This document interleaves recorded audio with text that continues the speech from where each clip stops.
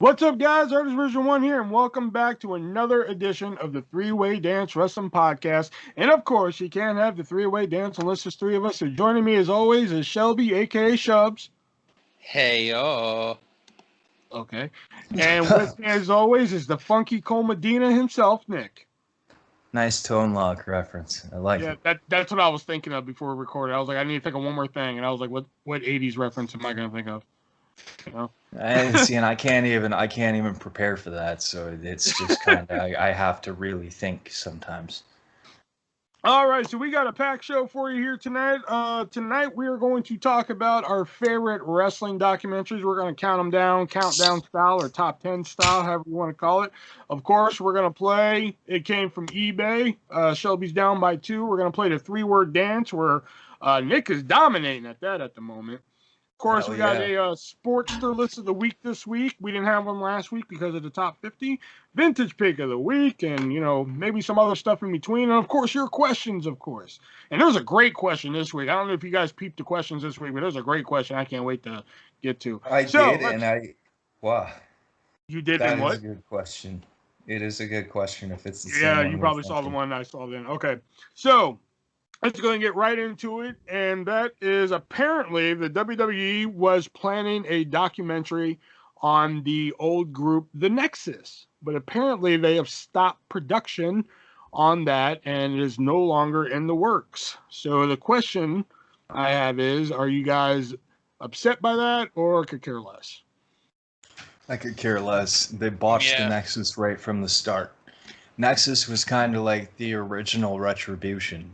Because, we don't want contracts. We want to destroy who held us down. And then a week later, we signed contracts. And then from there, it was just, and then Cena, I don't think I should lose. Edge and Jericho, but John, I don't think I should lose. I don't think Nexus was botched until, SummerSlam. That's when I was just like, okay, well, whatever. But the contract angle was stupid. I didn't like that. They signed them so they would stop, but then they didn't. Well, it was the same thing they did with, what was the group recently? Fucking Retribution. That was Retribution. That's what I said. Nexus is the original Retribution. That's what he just said. Where are you? Sorry, what drugs are you on tonight? I fucking missed that. My bad.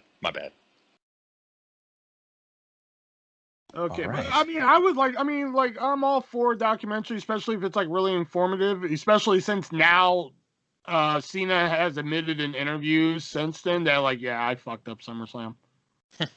Yeah. All right, so that was a quick one. Which one's next here? Yeah, let's do this one. Let's do some news coming. No, you know what? Let's do this one for Shelby here. Apparently, a rematch is brewing over on NXT UK. And yes, I heard about this. I was about to say, I think Shelby's going to get a hard-on when I say this, if he doesn't know about it, but he already knows. And that is Walter versus Dragunov 2 is coming. I don't know when, but it is coming. No point. Probably at the next TakeOver UK, I would guess. They canceled NXT TakeOver UK. Oh, did they? Yeah, it was supposed to happen in April of last year, of course. Yeah. And then they moved it to April of this year. Then they moved it to June. Then they just said, fuck it. Oh, that's a shame. Because that'd be a really great match to cap off a TakeOver show. The rumor is that Walter may be moving to regular NXT. So it looks like I might be finally getting my wish, and we're going to get a new NXT UK champion. Yeah, I was just dragging off. Oh. Sorry. I don't know how big I am on Dragunov beating Walter, though. I do like the idea of the match, but I don't know. Interested to see it, that's for sure. Better than somebody like Karrion Kross beating him. Well, Karrion Kross shouldn't beat Walter anyway, so. Good. We can agree on that. Yeah. Yeah, because today, I wouldn't say it got heated, but today we had was getting there. Today we had a discussion on Karrion Kross, and I was just like, I don't know why. I thought I made it quite clear that I do not like Karrion Kross, and I just don't think Shelby understood that I just do not like this guy. And he was like, oh, because he's a heel, that's why you don't like him. I'm like, no, fucking, he's shitty. No. He's shitty. He's not farty, sticky, smelly. He's shitty. Like, Ew. I thought I made that very obvious before, but okay, apparently not. No, I thought you liked him, actually. I thought he was your favorite. Don't I owe you money? You ever want to see that money again?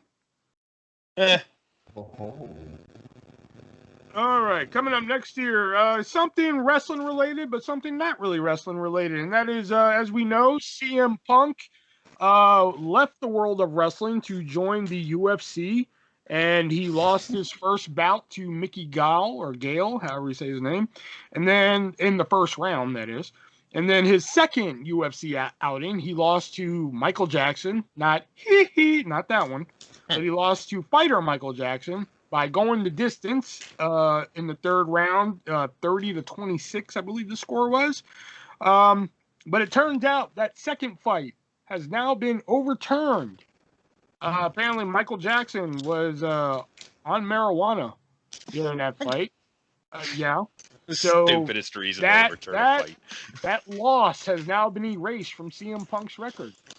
But my question about it is like, okay, Michael Jackson was using marijuana during that fight. Why did it take him 2 years to figure it out? Also, yeah, exactly. Why does it matter? How does that make him a better, or how does that improve his fighting capability? I can tell you one thing: if I smoke weed, I don't want to fight. Yeah, exactly. I mean, they did the same thing. I want to do. Oh no, never mind. I was thinking about the Brock Lesnar fight, but that was for doping. That's my bad. Yeah. But yeah, no, I don't get it. And you're right. Like, how does it take this long to figure that out? Yeah. Like, I don't get that either. I mean, it's good that now Punk's UFC record is now 0-1 instead of 0-2. Well, 0-1-1, right? Because yeah, no, they rolled it. No, they rolled it a no contest, so it's 0-1-0. No, it's 0-1-1. No contest. Yeah. Oh, okay, that's not what I read. Okay, the story I read had it at 0-1-0. Well, they were wrong because that's not how win-loss records work. Yeah, you don't just not count no contests. Hey, I'm just telling you how I read it, man. Okay? Fair enough. Next up here, we have some news coming out of SmackDown, and that is we have a couple debuts, one coming and two debuts. We have Toni Storm coming to the SmackDown brand. Excited?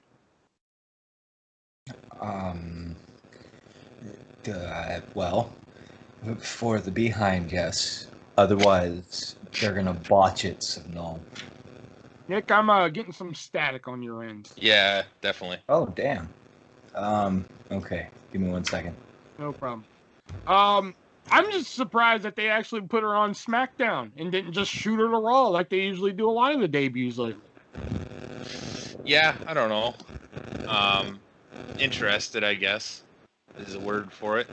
I'm just surprised that they didn't really give her anything in NXT. I mean, yeah, they gave her a couple, like, little feuds and everything, but they didn't give her an NXT title run. They didn't even give her an NXT tag team title run.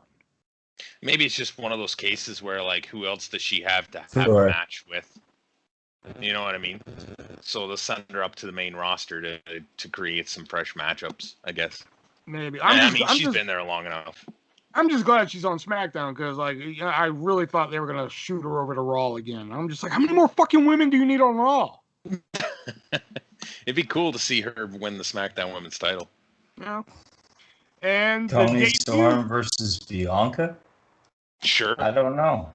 If she's gonna win, that's all that matters. I know, right? I guess, yeah. And we also had debuts as well. We had Nox and Shotzi, formerly known as Shotzi Blackheart and Tegan Nox. They debuted as a tag team and defeated the WWE Women's Tag Team Champions and Tamina and Natalia, affectionately known to us as Team Titties. The thing is, Tegan Nox just came back last Tuesday and looked like to reignite her feud with Candice LeRae. Yeah. So why throw her on the main roster?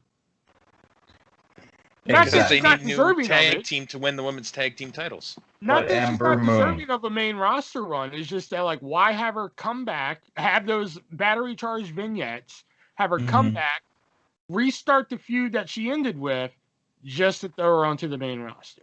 Exactly. And drop her first name. Although they were referring to her as Tegan Knox, even though the graphic said Knox, but they were referring to Shotzi Blackheart as just Shotzi. Shotzi. I don't know. What is it with Vince McMahon in 2-word names that he just doesn't like anymore? I don't know. It's too hard for him to say two, so it just makes better sense for it to be one. I'm just waiting for the day when John Cena comes back and he's just like, there he is, Cole, that's John. That's John. It'd probably be Cena, but which John? It's John. It's just John. It's just John. Change that whole meme around, and his name is John. Oh, Lord. And speaking of SmackDown, let's talk about some shit that pisses me off. Okay. That's got a long list, by the way. Yeah. Oh, well, wrestling-wise. Okay. That's still a long list, but yeah, pretty much. But Bayley, as we found out, is injured, and she's going to be out for 9 months. So she is no longer going to be competing at Money in the Bank in her scheduled I Quit match against Bianca Belair. But WWE said, hey, no worries. We're going to replace her. So we all rejoiced. And we got Carmella as a replacement, which, okay, no problem there. But we're no longer getting to that Money in the Bank. We're going to get it on the first SmackDown in front of people in over 400 days. Is that this coming SmackDown? This coming SmackDown. Yeah. And then on top of all that, it's no longer an I Quit match. So WWE, I really don't think you know what replacement means. Well, how do you make an I Quit match and not have any story behind it? Okay, but they didn't say, hey, we're going to get a new match. They said, we're going to replace Bayley. I guess. I mean, I don't know. It's like, I think Carmella was a questionable pick to begin with. Yeah.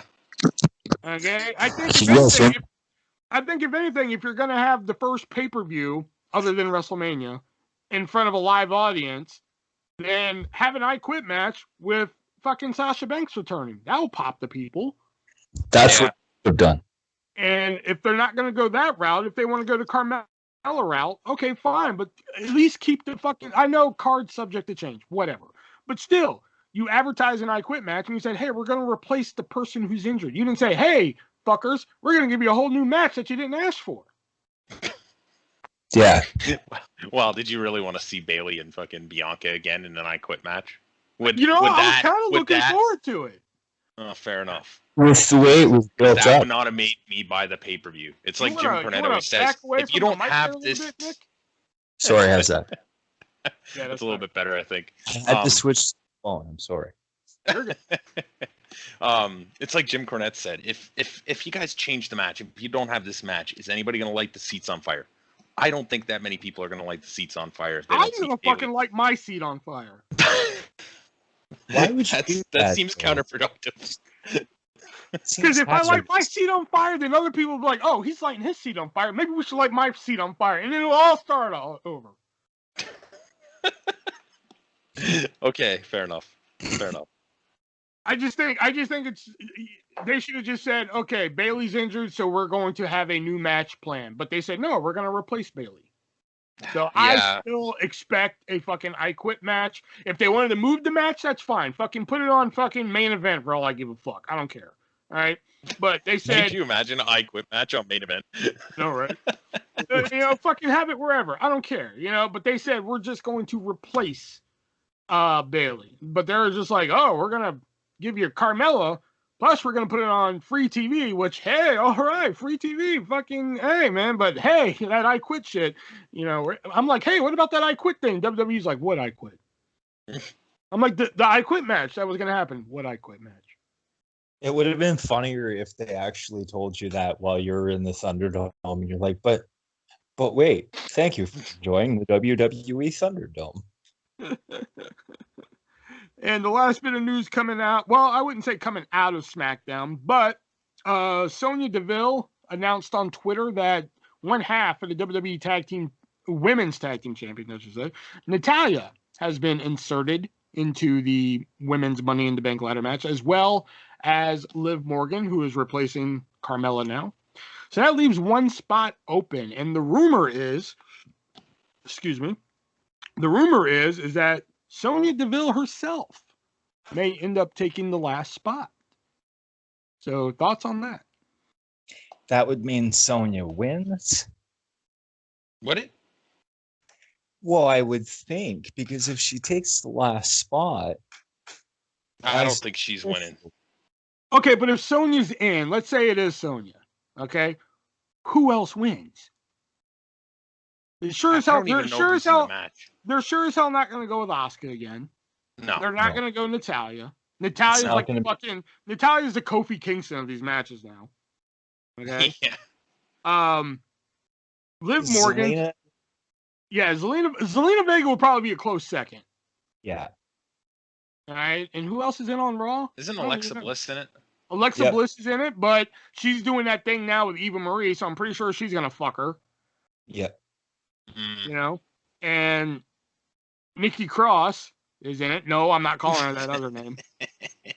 You know, so I mean, Nikki Cross would be a distant third, I think.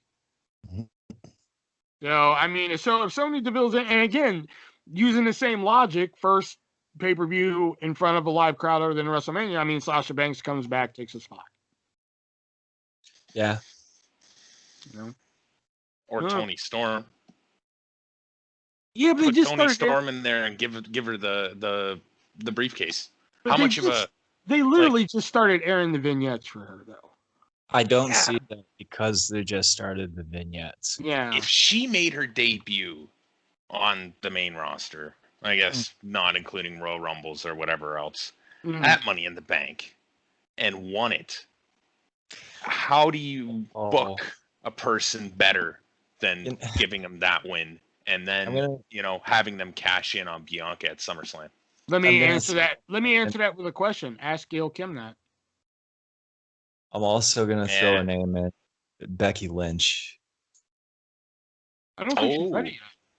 Yes, she is. Is she? From what I've read, yes. My point to the Gail Kim question was, like, Gail Kim's first match on the main roster was her winning the women's championship, and we saw how well that worked out for her. Oh, TNA. Twice. Yeah, pretty much. All right, so we actually have some AEW news. Last week when our podcast debuted, or latest episode, I should say. Oh my God, I have a story with this. Tommy End, FKA Aleister Black, debuted in AEW. But I gotta tell, I mainly included this on here for the fucking story. So I'm reading the AEW results, and it says on there, the guy who's writing these results says Aleister Black. Everything he's writing, Aleister Black. I was like, wow, that's fucking weird. I was like, well, there was that mishap with his, no compete. So maybe they fucked up with his name. Maybe he got to keep the Aleister Black name, but why would he want to keep the Aleister Black name? That's fucking weird, So then I click out of the results and I see Tommy End has debuted in AEW. I'm like, what the fuck? So then I clicked that article. Inside the article, they're like, Malachi Black has debuted. I'm like, what the fuck? What is shooting out of my nose? I'm like, what name is fucking real?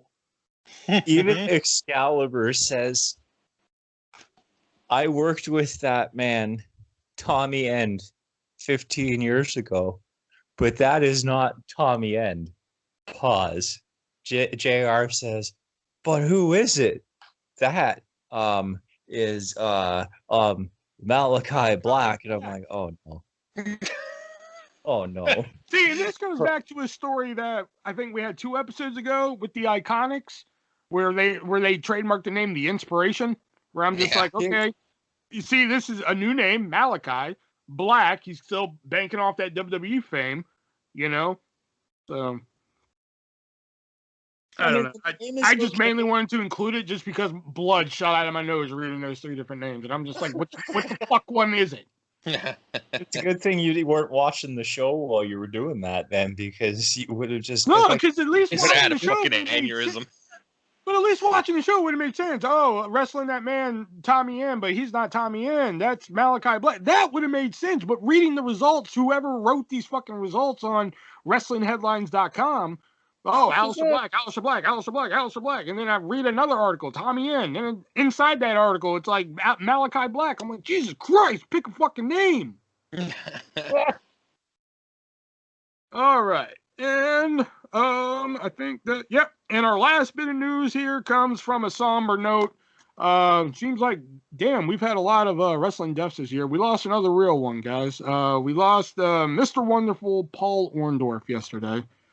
We knew for a while that he was in bad shape, but I think it just came out of nowhere, you know? So, Mr. Wonderful Paul Orndorff, he was one of the we have a question on Paul Orndorff later, so I probably won't go too much into it. But Paul Orndorff was just one of those old school guys that, like, I don't know why, I just always really connected to. There's one of them arm bar type of guys that, like, I kind of like.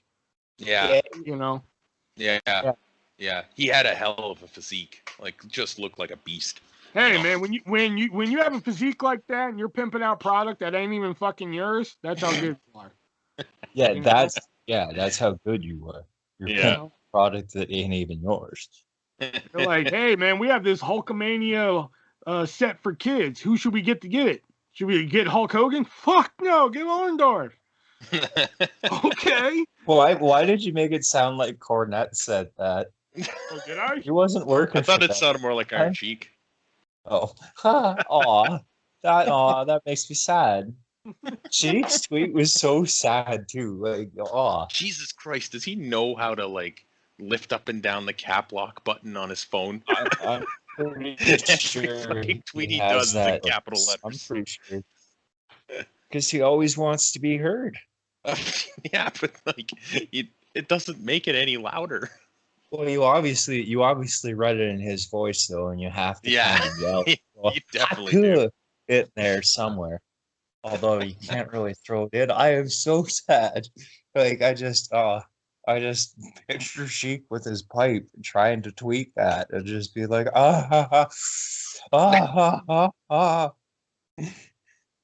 caps lock. And then he screwed it up, so he had to make sure it was stuck and then kept going. Or maybe he does it from a computer. That way he wouldn't have to like do anything. It's just he does everything from a computer, and his caps lock button is just constantly on. Permanently enabled. He just tapes down his fucking caps lock button. That's the hot. There's no room for the small lettuce. All right.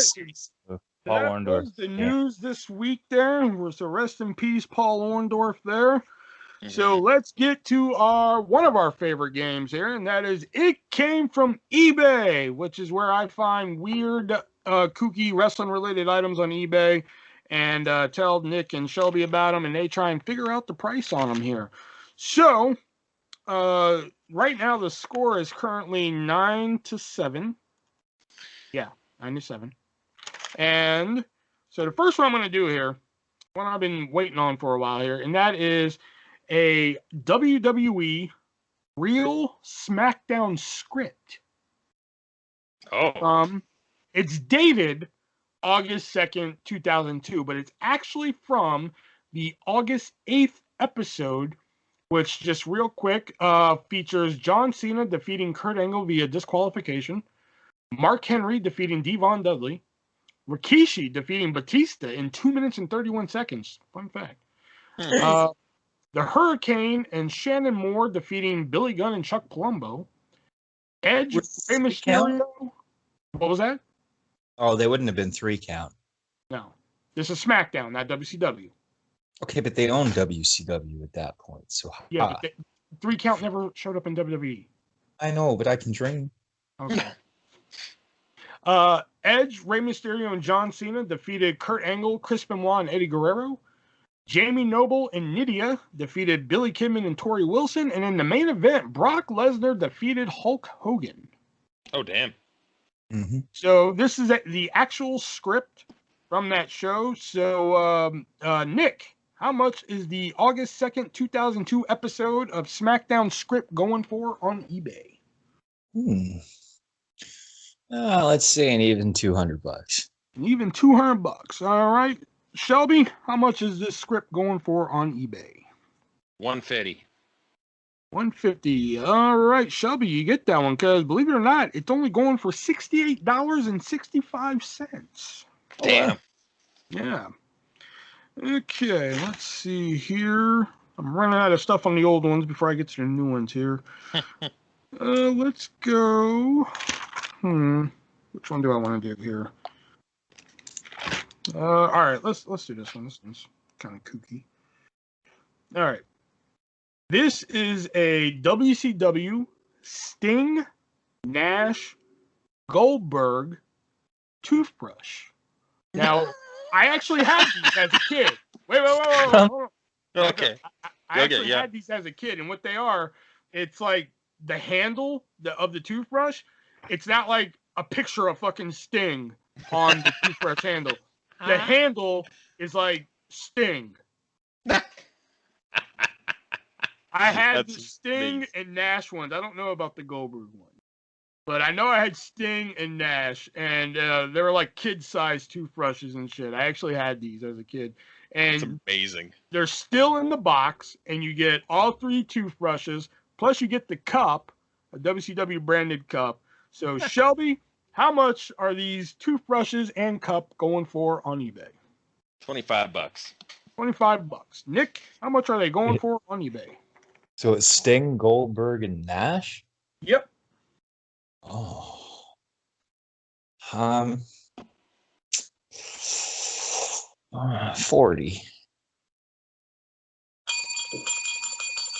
Oh, dang. That bell right there does not mean the end of the 3-way dance like it usually does. It means one of you have hit it right on the nose. Oh. And it means whoever bid $40 has got it. Nick, right on the nose, $40. That's the first time, isn't it? No, you keep saying that every time this almost happens. You got it once on the nose. You got an ass blaster right on the nose. Oh, did I? Oh, shit. Might have been Big Show boots. No, it was the Ric Flair boot. Oh. Yeah. Not signed by Tully. Ass blaster, see, when something's signed by Tully Blanchard, it's very hard to tell. But speaking of Ass Blaster, you two are tied, so the winner of this round will come down to the Ass Blaster. Okay, and you know what? I actually have one of these, so like when I saw it for this price on eBay, my jaw hit the fucking ground. So, I'm gonna do this one. This is a 1997, so it's like right between that New Generation and Attitude era. So it's a 1997 WWF trivia game from Cardinal Games, and it is sealed. This features the superstars like Duke the Dumpster Droese, Aldo Montoya, Ahmed Johnson, Farouk, a few others, to name a few. So, Nick, how much is the 1997 WWF trivia game, sealed in a tin box, by the way, going for on eBay? 500. Shelby, how much is it going for on eBay? $750. Shelby, you get it because it is going for $5,000.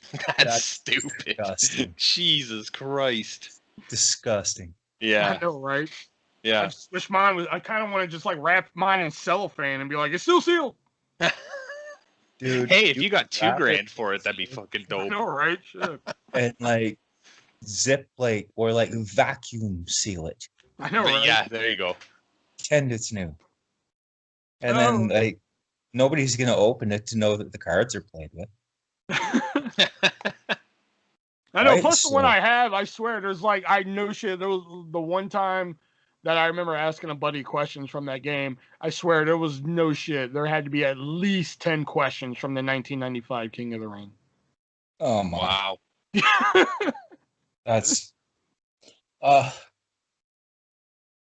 All right, so now we're going to move on to our new game that we have here, and that is the 3-word dance, where I name 3 random words, and they relate to a wrestler in a way, and it's Nick and Shelby's job to figure out which wrestler they relate to. Normally, I have Nick or Shelby pick one here, but you know what? I'm feeling myself tonight. I'm going to pick some. So, the first one I'm going to pick here, and we're going to do 3 of them. It's a free-for-all. We don't take turns here, so it's just whoever can figure it out. We'll start with what I think is an easy one here, and we'll go here. Your 3 words are bowling, redneck, snapmare.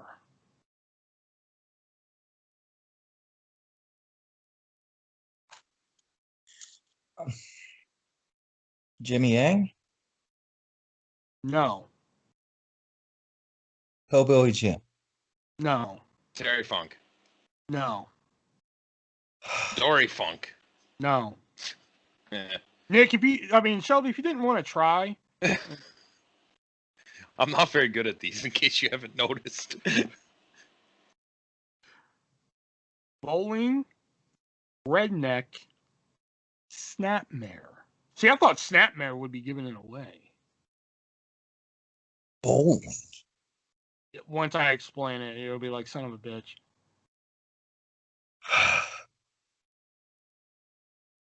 Okay, nothing, man. I don't. Hint?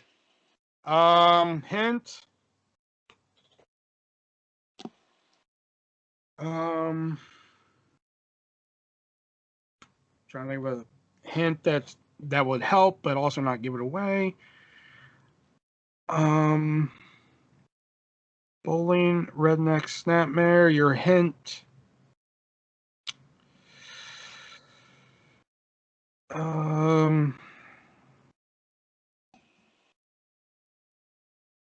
Suplex.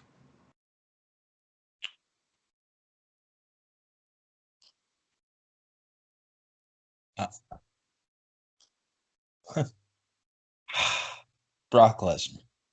What the fuck? I mean, he is kind of a redneck. Okay. He does suplex people. Oof. No contest or Festus. Yeah. what'd you say? Festus. Wow, Shelby, no. Oh, God damn it. All right, that's a no contest. Okay. Yeah. All right, so here's what it was: bowling, redneck, snap, Mr. Perfect. Oh, damn. Bowling because in his vignettes he bowls strikes, doesn't look. Okay. Redneck, he was part of the West Texas Rednecks in WCW. And snapmare, he does that reverse snapmare. Yeah. Yeah. All right, let's see here. Let's find an easier one for you guys here. Okay, here's an easier one for you. Now, this one could just be a race to who says it first. Your 3 words are rainbow, sauce, hat.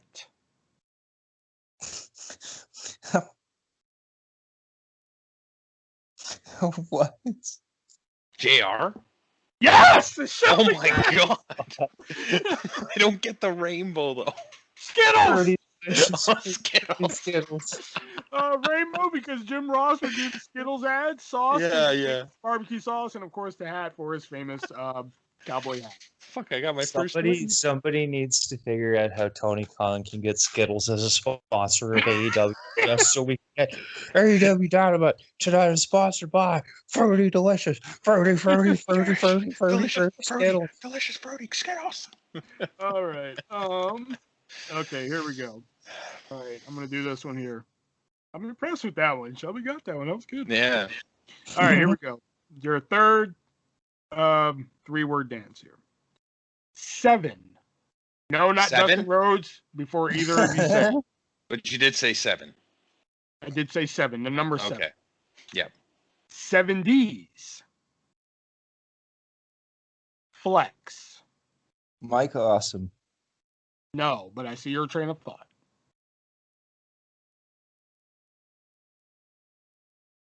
$770s flex. Johnny B. Bad? The fuck? I'm guessing that's a no. I'm just trying to figure out your line of thought with that one. I don't. I just kind of threw a name. 70s flex. Yeah, and it's not Austin Rhodes. Need a clue? Yeah, let's take a clue. Survivor.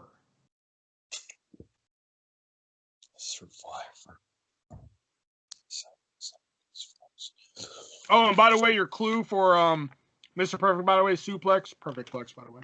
Yeah. Survivor. 70s flex. Lex Luger. Nope. Survivor. I see your line of thought, but no. Jesse Goddard. The hell? No, he was on Big Brother. I feel stupid. I got 2 more guesses at least. Okay. Paul Orndorff? No. No. Jesse Ventura? No. No. Billy Graham. No. I get your line of thought on that one, though.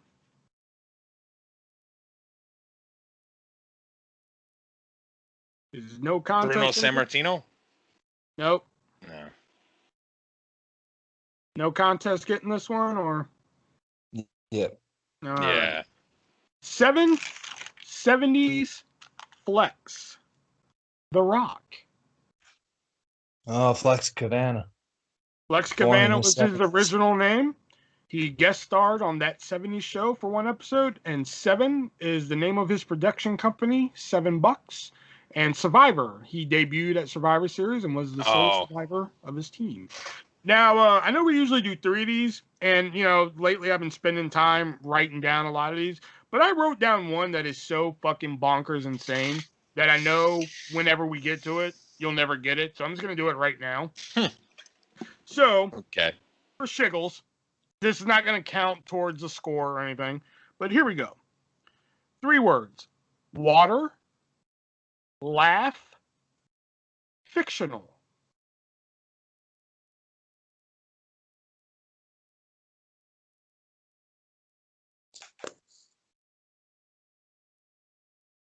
Water, laugh, fictional.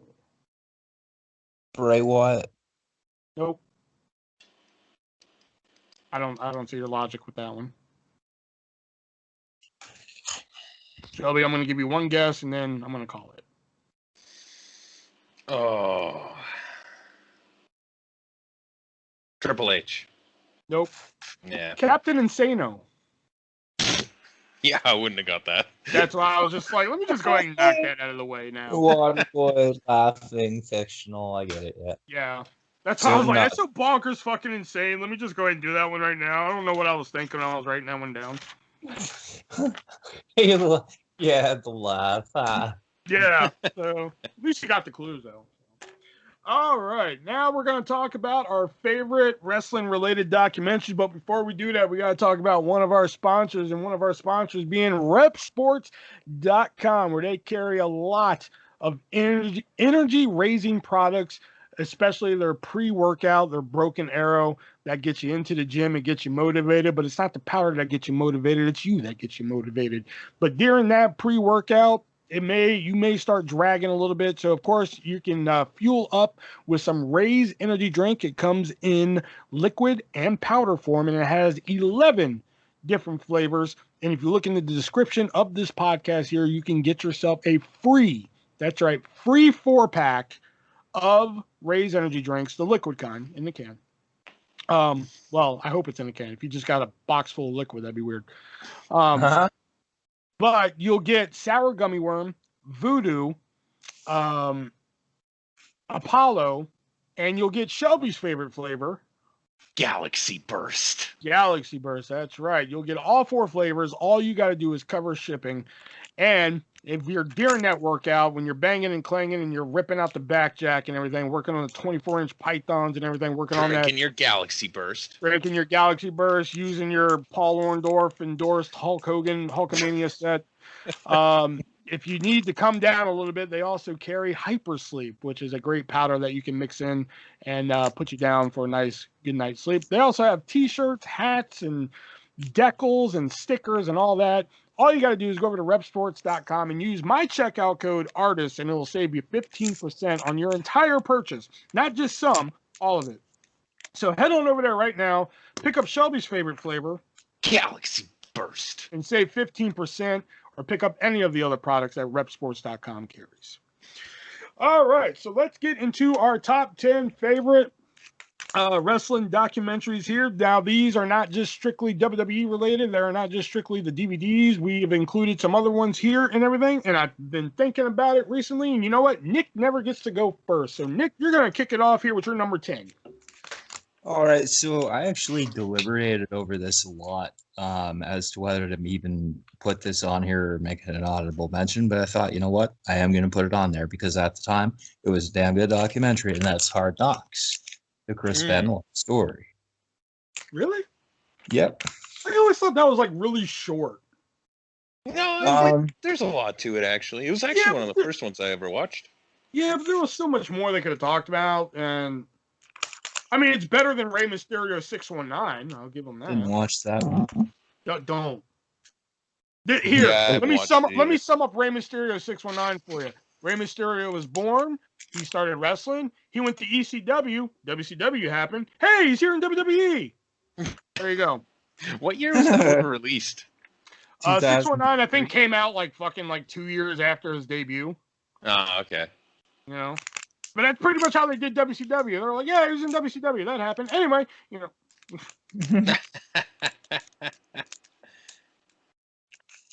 Is that all you have to say about Hard Knocks?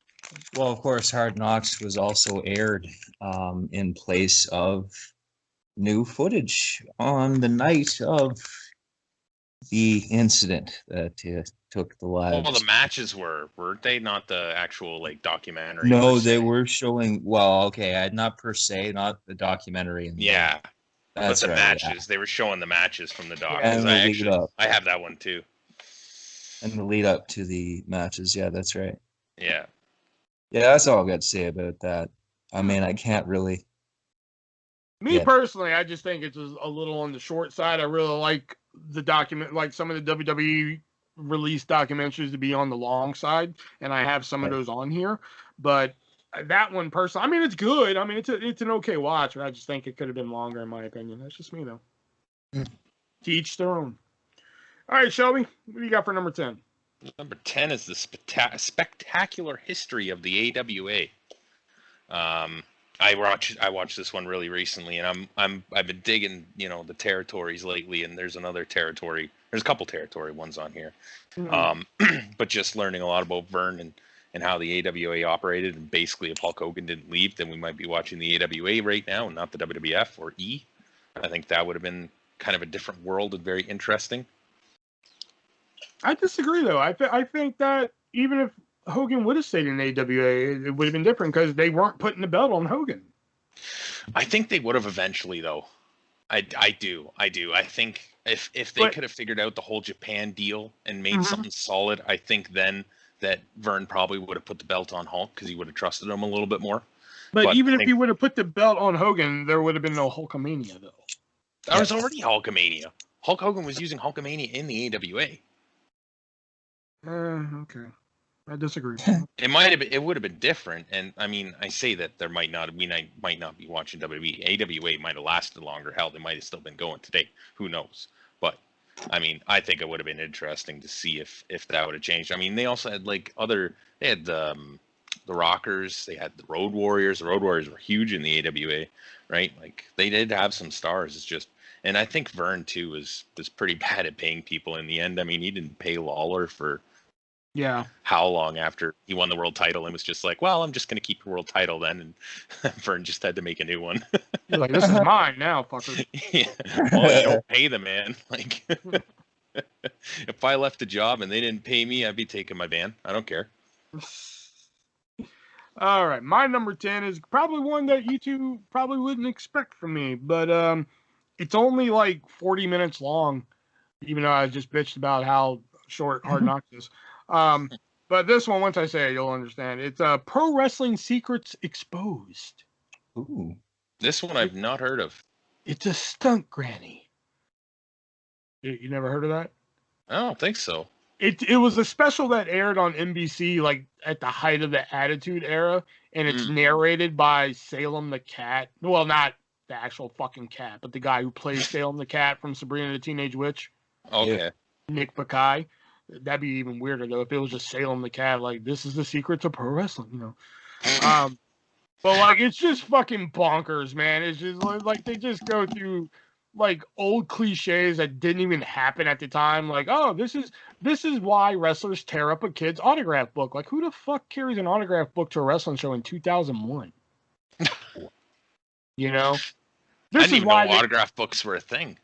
Yeah, you know, like, and this is why the heel wrestler knocks over grandma, and it's like, it's a stunt granny. You know, it's fucking great. It's on YouTube. I highly suggest watching it just for the entertainment value alone. Yeah. Yeah. So good. Nick? Sorry? It's your turn, Nick. We're live now. Yeah, sorry. All right. You all get that reference when I say that, by the way? Is that Bill O'Reilly? No, we're live, pals. When remember when Sid was giving a promo and he's just like, tonight when I did. I'm sorry. Can we go again? Jim Ross like, we're live, pal, and he's like, oh yeah, yeah, yeah. All right, my number 9 is It's Good to Be a King Sometimes, the Jerry the King Lawler documentary. Oh, that one's probably pretty good. That's one I haven't seen. It's a good one. Yeah. That was one that like I went out and bought on release day, and I was just like, hell yeah. But again, I mean, it had good link to it, but I just felt like, man, they left out a lot of shit. Did they have like matches from the CWA and stuff in it? You know, as long as I fucking watched it, I couldn't tell you. Oh man, that'd be really cool if they went back into old Memphis shit. Because I'm pretty sure the only shit that I really probably remember from that documentary is the shit with Andy Kaufman. Yeah. You know. But I still remember liking it overall. I felt like they were leaving shit out. It's like I'm pretty sure it's on Nick's list somewhere, but like the Macho Man story one they released, I was like, oh god, this was horrendous. Oh, you're gonna be surprised. Oh really? It's not on there? Wow. Okay. All right, Shelby, you're number 9. Dark Side, Cocaine and Cowboy Boots, the Herb Abrams story. I fucking loved how crazy this guy was and the whole idea that he had behind fucking starting up his wrestling promotion. It was phenomenal. The whole cocaine part of it. It's just crazy, man. I love the, like, you know, everybody talks about how great the Chris Benoit ones are, or the Brian Pillman ones are. I like the ones that are just really interesting stories, and I like this one. It was good. Fair enough. This one for me was like, well, actually, it would be an honorable mention if anything. I really like this one, and the Gino Hernandez episode I really liked as well. Yeah. That's one I haven't watched because I didn't really know that much about it. I don't think I've watched that one either, to be honest with you. No. Coming in at number 9, if anybody knows me, this should be no surprise that this is even on my list, but You Cannot Kill David Arquette. Not surprised. Exactly. But You Cannot Kill David Arquette is about David Arquette's return to pro wrestling as he felt that he had something to prove. You know, like, people have ridiculed him for years for something that he didn't even want to do, which was winning the WCW World title. So he actually went out and got trained. He was never really professionally trained. So this is his journey. This was his journey to actually get trained. And he goes to like different trainers. He goes to Mexico and gets trained, which is probably the best part of the fucking movie when he goes to Mexico. That part is like, oh God, that's like the best part of the movie. And it's just a really great journey through David Arquette. You get to see, I mean, he starts off in like some little backyard fucking piece of shit fed, or like they know shit, they stiff him and shit like that. And he takes it like a fucking champ. Ends up in Mexico, does some lucha shit, good lucha things, as Kalisto would say. And it's phenomenal. I think like even if I wasn't a huge David Arquette mark and I watched this movie, I would have dug it. You know, Nice. but How old is he now? I think he's like in his 50s. I was gonna say he's gotta be like close at least. Yeah. And the last time I checked, this was on Hulu. I don't know if it's still there, but if it's still on Hulu, I highly suggest going to check this out because this was amazing. I really liked it. And if you two haven't watched it, you two should be ashamed of yourselves. Sorry. I'm not sorry. Corner Gas I can forgive, but I can't forgive this one. Oof. No, you know what? No, I can't forgive Corner Gas. No, never mind. I changed it. I think I have seen an episode of Corner Gas. To be Why fair. haven't you seen all of them though? Because. Whatever. We're not doing this right now. Yeah. Nick, you're number 8. My number 8 is McMahon from 2006. That's another one I haven't seen, but I was a little afraid to be like just WWE praising him.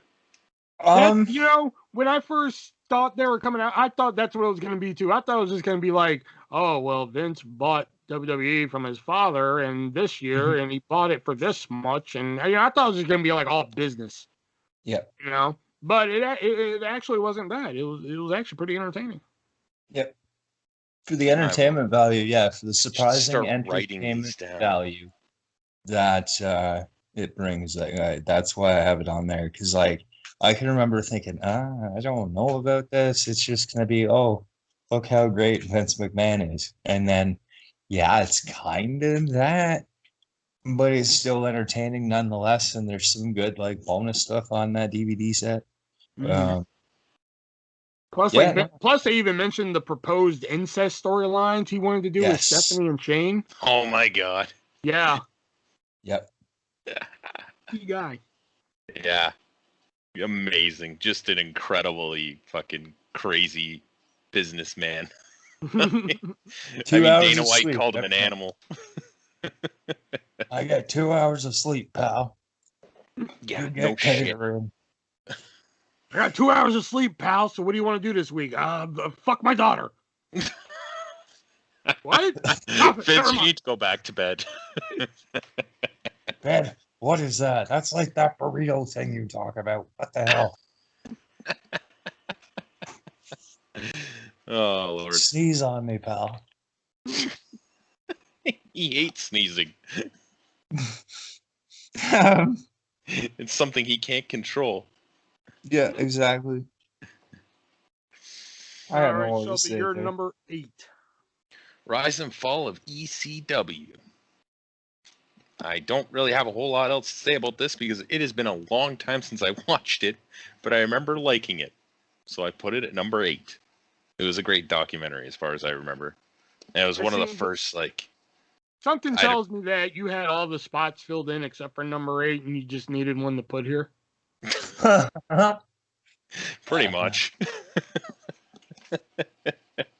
I read the Rise and Fall of ECW. Did you? I didn't watch it. I read it. You never watched it? No. The first time I got it, it was from a friend, and he wasn't even like a wrestling fan.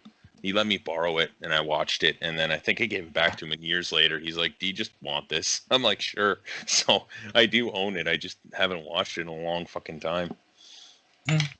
It's on my list somewhere, but I'll just tell you right now, you're missing out. I'll talk more about it later. My number 8 might come as a surprise to old Shubzy here, and that is the triumph and tragedy of world-class championship wrestling. Ah. This was one of those ones that like I did not think I would sit down and be entertained by. I mean, it's basically a backdoor Von Erich story too. Well, it's a story about a lot of fucking sadness. Yeah, hence why it's called tragedy. Tragedy. It should just be called the tragedy of world-class championship wrestling. There's not a lot of triumph in it. Halfway through, it just becomes, and this Von Erich died, and this Von Erich died, and this Von Erich died, and this Von Erich committed suicide. Like the first 5 minutes is just like, man, world-class championship wrestling was fun. Then the rest of it is just like, everybody died. Yeah. It's crazy that like any of the Von Erichs still wrestle. Yeah, I'm paraphrasing, but actually, like, the stories that they tell in here are just amazing. You get to learn how pretty much every Von Erich died. I mean, I think, if I remember correctly, I think I learned more about the Von Erichs from this DVD than I did the Dark Side of the Ring episode. Oh, wow. Yeah, for sure. I mean, this is like a 2-hour thing on just the Von Erichs, right? Yeah, and like I said, they kind of mentioned World Class and how the impact it had on Texas and such like that too. But like I said, they could have basically just called this, the Von Erich story DVD, and it would have worked the same.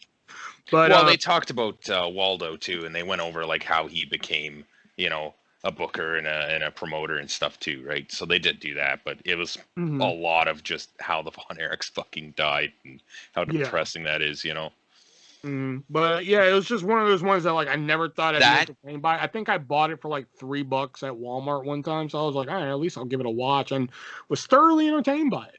So, that is a great example of how fame can just ruin you, just absolutely destroy you. But anyways, on a lighter note, the next one. Well, considering what my number 7 is, it's gonna get worse. Yeah, same. But go ahead. My number 7 is Bret Hart, the best there is, the best there was, and the best there ever will be. The first time he worked with the company following Montreal. That's a good one. That would probably be an honorable mention on mine. That's not on my list, but that's a good one. It's one of it's. Actually the documentary itself, but the rewatchability factor. I've watched it a few times actually to try and make sure I get all the facts from it, or to get all to make sure I don't miss anything. But it's also because I find there's a lot of at least interviews and things where Bret seems bitter towards 90% of the business in general.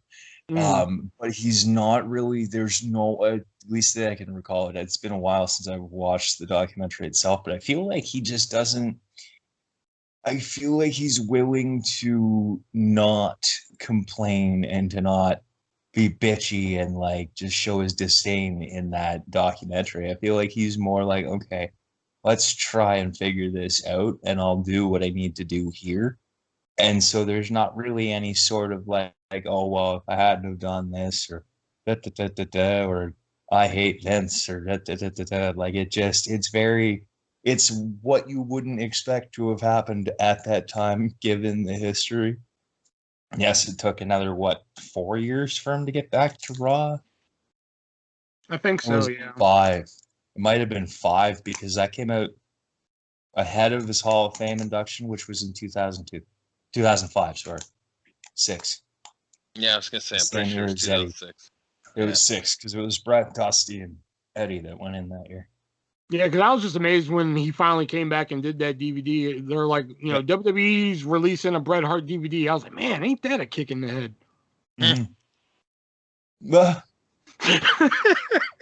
Oh, man. Hey, Shelby, you're number 7. Number 7, Dark Side, the Brawl for All. He's just Vince Russo at his fucking stupidest, man. What a dumb concept that was, but entertaining, and how they thought that they could make it a shoot work, or a work shoot, or however you want to put it. Jim Cornette going off on Vince Russo, and Vince Russo going off on Jim Cornette is just fucking classic shit. It was a good episode. Well, I think we discussed the Brawl for All. Maybe we should do a whole episode on the Brawl for All one time, but I don't know. Some of them fucking fights are brutal. Brutal to sit through. I don't think I could. I haven't seen too many of these actual fights. I do want to go back and watch them. From what I saw, there's only really 2 good ones. There's Hawk, and I think Draws was a really good one. And I can't remember the other one. That tells you how good it was. Yeah. The only one I know. I remember seeing Hawk and Draws was like, holy shit, this one is like, if all the fights in the Brawl for All were like this, they probably could have had something. You know? The problem is nobody really believed it though, because everything else they're watching is the fucking work. So I remember watching it live as a kid, and I'm just like, this is fucking boring. Yeah. You know? Yeah. Well, you're not going there to watch fucking Ultimate Fighting, and these aren't trained Ultimate Fighters. I mean, yes, they had Ken Shamrock. Maybe you think here's an idea that nobody really, just a quick thought here. Do you think the Brawl for All would have been better if they still kept the gloves and everything like that, but did it in the Lions Den? Yes. You think so? I've wondered that before, if it would have been better in the Lions Den, because at least then you're drawing the line even further. You're saying, okay, this is a fight. And you tried to portray the Lions Den match as well. Like, I think if they had yeah.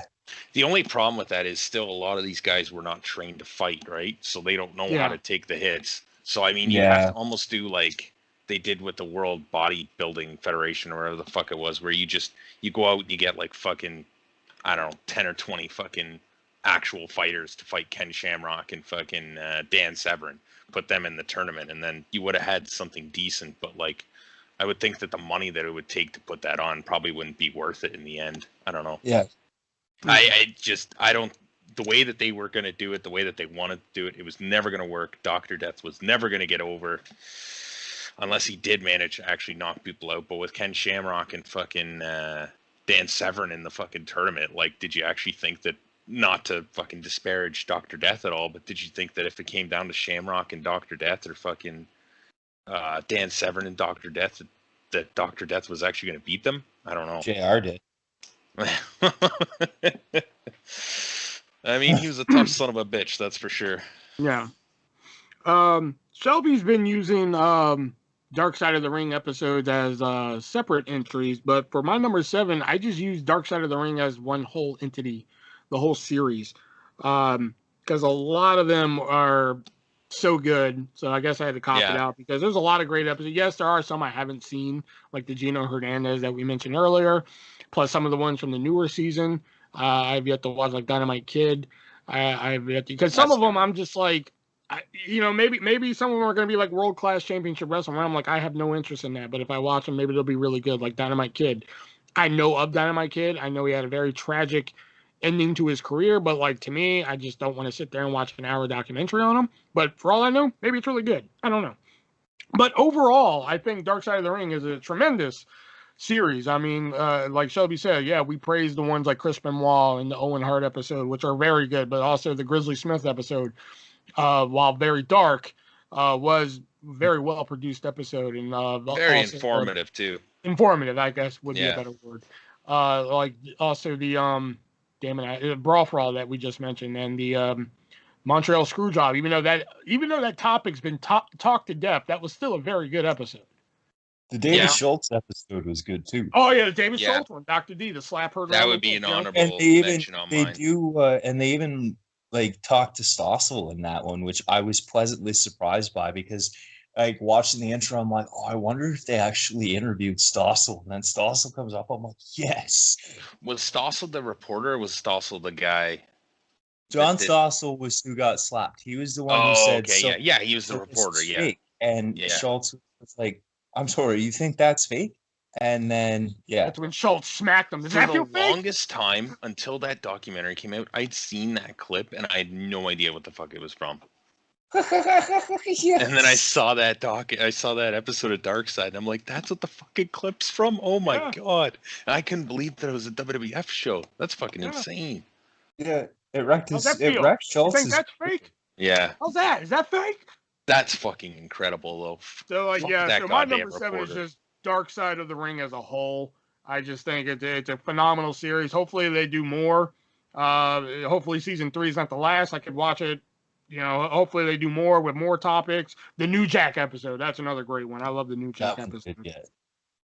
All right, so that's my number 7. My number 6 is Cheating Death, Stealing Life, the Eddie Guerrero story from 2000. Horrible documentary. What? 2004. 2004. Horrible? Oh God, I think so. See, Again, it's basically like the fucking 619. It's basically like, okay, Eddie learned to wrestle and he went to ECW and yeah, he went to WCW and he hated it, but now he's in WWE and fucking he got addicted to drugs but he's back and we love him now. You know, that's basically what it was. It's basically just like, he was in ECW. That happened. Anyway, you know, goddamn, there was just so much missing information on that DVD to me. Oh God, I hated it. Each their own. Yeah. I enjoyed it. This is one I actually forgot about, too. Oh, well. All right. So my number 6, as we were just talking about, Dark Side, Montreal Screwjob. Oh, wow. Yeah, I don't know what else to say about this, but I had a theory the other day. There's moments like this that we talk about, like Montreal Screwjob and Foley coming off the cell, where it's like people have talked it to death. But if Darkseid does an episode on Foley coming off the cell, I think it'd be interesting if like they spent like, I don't know, 10 minutes going over the events and then finding people in the crowd from that show and asking them what they thought as that happened, just to get like a fan's perspective, because that's the only thing we haven't had. Everybody else has talked it to death, but there's no fans out there that have been like interviewed about what did you think when this actually happened. Mm-hmm. Did you think it was still a shoot or work, or did you think it was a shoot? Like, you know, I think that'd be interesting. Why did they kill them? And then when Taker chokeslams him through the cell, Jerry Lawler with one of the best calls ever. That's it. He's dead. Yeah. Yeah. But I mean, same thing with the Montreal Screwjob, though. It'd be interesting if they went and found fans that were in that in Montreal that night and talked to them and asked them what they thought about the Screwjob as it was happening.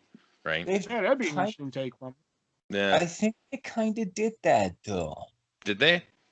There's been different things over the years where, like, different I feel like I've seen something like that. Don't they do that in the Bret Hart documentary, Wrestling with Shadows? Don't quote me on that, but I think you're right. I think you're right. They have some in the street that are like, oh, I can't believe he would do this. Like, why would he do this to him? Yeah, he's going to competition, but he said he would lose it. Like, That's interesting. It's been a long time since I've watched Wrestling with Shadows. I think I only watched it one time, which is why. You know. Yeah. All right. So for my number 6 is actually Shelby's number 9, I think. What was your number 9, Shelby? Dark Side, Cocaine and Cowboys. What was your number 10?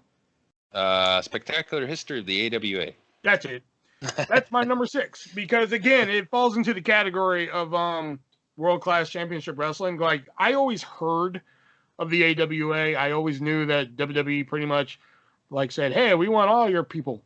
They were probably. We'll leave you to shit people, but you know we'll take all the good ones. And out of all the territories, I think they rated the AWA probably the worst. Yeah. So like when I watched this documentary, it was like I was just like, "Fuck!" I didn't realize a lot of these people were in AWA, and Vince just fucking picked them off one by one. Mm-hmm. Yeah. You know.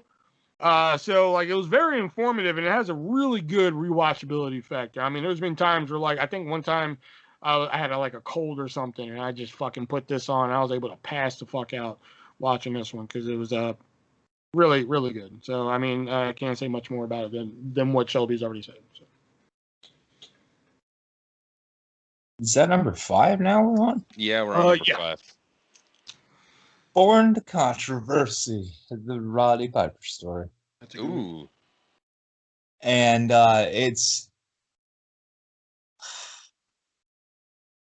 I think up until that point, that was the most candid I had ever seen Roddy Piper. So it kind of took me away from like, here's like TV Roddy, like show Roddy, and then here's regular Roddy Piper. I'm like, whoa, this dude is like, wow. And I just remember like who he seemed to be as like outside of the ring, and also the fact that like it includes almost like tons of Piper's Pit on that set. I think I think the third disc is all just Piper's Pit. Yep. That's pretty cool. This is all just Piper's Pit. Like the one with Mr. America and there's Zach Gowen. one with Mr. America and Zach Gowen. There's one with there's the one for Mania 21 on that set. But it's not just that either. Like, I mean, the actual documentary itself it kind of gets more candid with Piper himself as he goes into like the foundations of his career and things. I have a feeling that like sometimes there was a hard time to tell when Roddy Piper started and like actual like I don't know what his fucking real name is, but Roderick like, Toombs. Yeah. Like I have a feeling he'd be that kind of a fucking just from like what I've seen of him. You would think, but he doesn't. He didn't seem like it. No. He seemed more like he was just a regular dude. Yeah. But he got very outlandish on camera. Yeah. Whenever that camera's on, right? Well, exactly. Yeah. Mm-hmm. All right. Well, my number 5, you guys are probably going to laugh at. I said the Hard Knocks one was the first one I watched. That was not true. This is the first. You goddamn liar! It was probably the second one, but this is the first one I ever bought and watched, and it's John Cena Word Life. I fucking loved this when I was a kid, man. Fucking loved Is that the one with where he's like leaning on the yellow like car on the cover? Yeah, no, it's on the cover. It's just orange with I think like his Word Life knuckle thing. Oh, that was the very first one. That was the very first one. Yeah. Oh yeah. Where it has like his whole like rap group with them at the end and shit.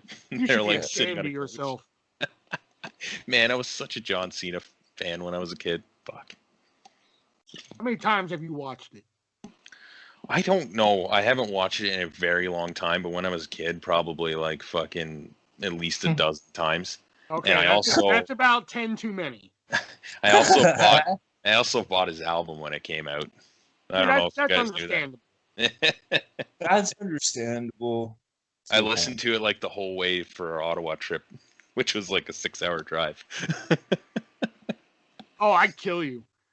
No, it was in headphones.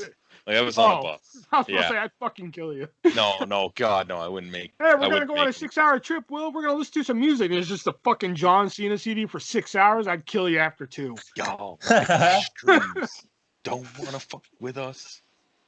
You're bound to lose. Hey, I should add that to our idea page. Maybe we should review the John Cena CD one day. Oh God, we should. Yeah, John Cena. In my hand, bang it. Okay. All right, my number 5. I'm actually surprised this hadn't shown up on anybody's list yet, but I think this is what it's called. It's been a while since I watched it, but I used to watch it a lot when I first got it. But I think it's called The Stone Cold Truth, the Steve Austin story.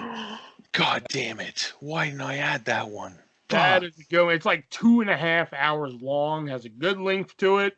I don't really feel like I got cheated on that one. I think like everything is talking about him walking out of the company, him like his early days, him in WCW, and just every aspect of Stone Cold up until that point when that DVD came out. His best promo of all time is on that DVD too. That's the one in ECW where he's like standing in that fucking basement, just like going on about WCW. It's fucking incredible. Okay. But yeah, I used to know that off by heart. Overall, this DVD, the documentary itself is just like sometimes I'll watch like a lot of these like WWE release documentaries. Yeah, there may be a match or two on there. I'm like, oh yeah, fuck, I'll watch that again.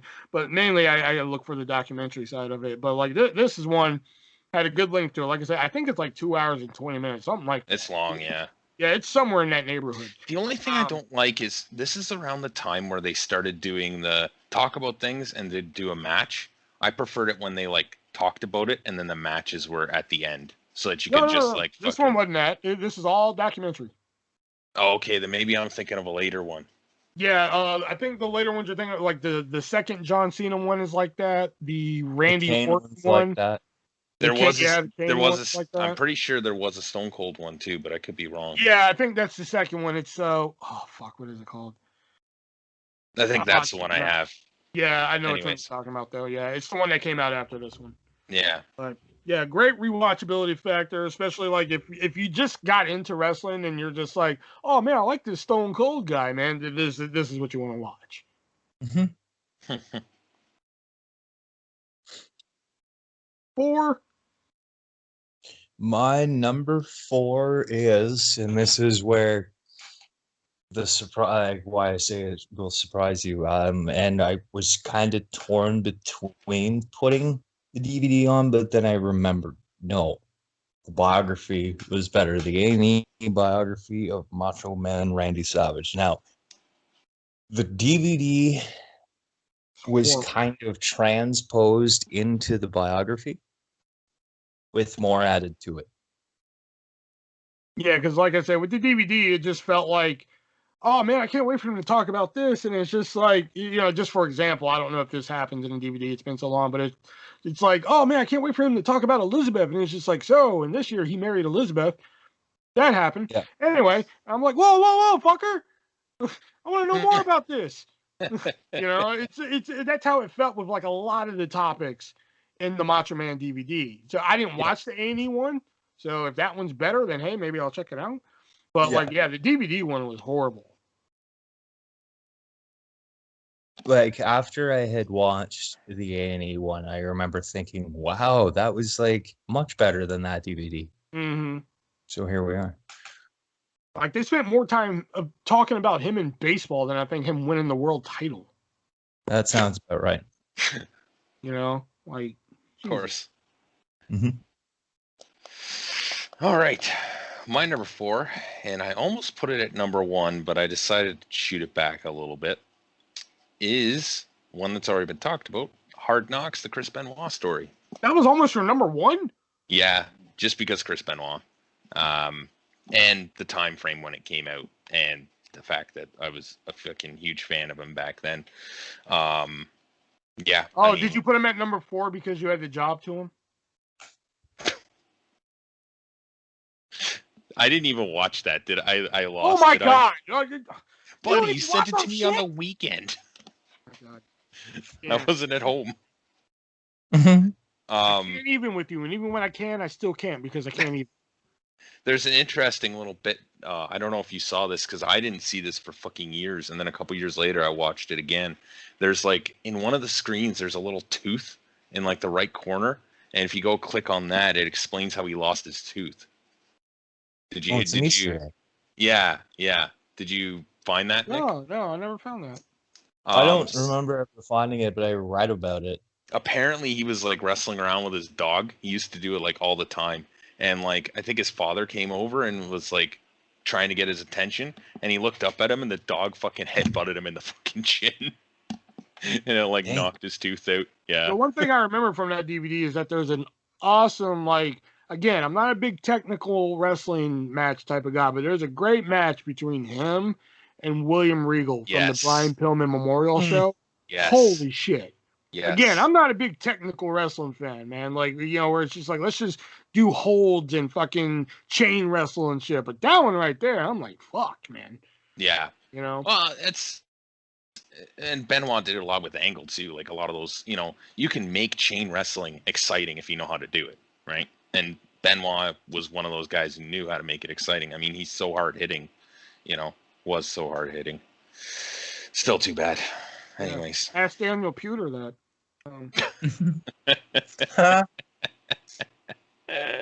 Yeah.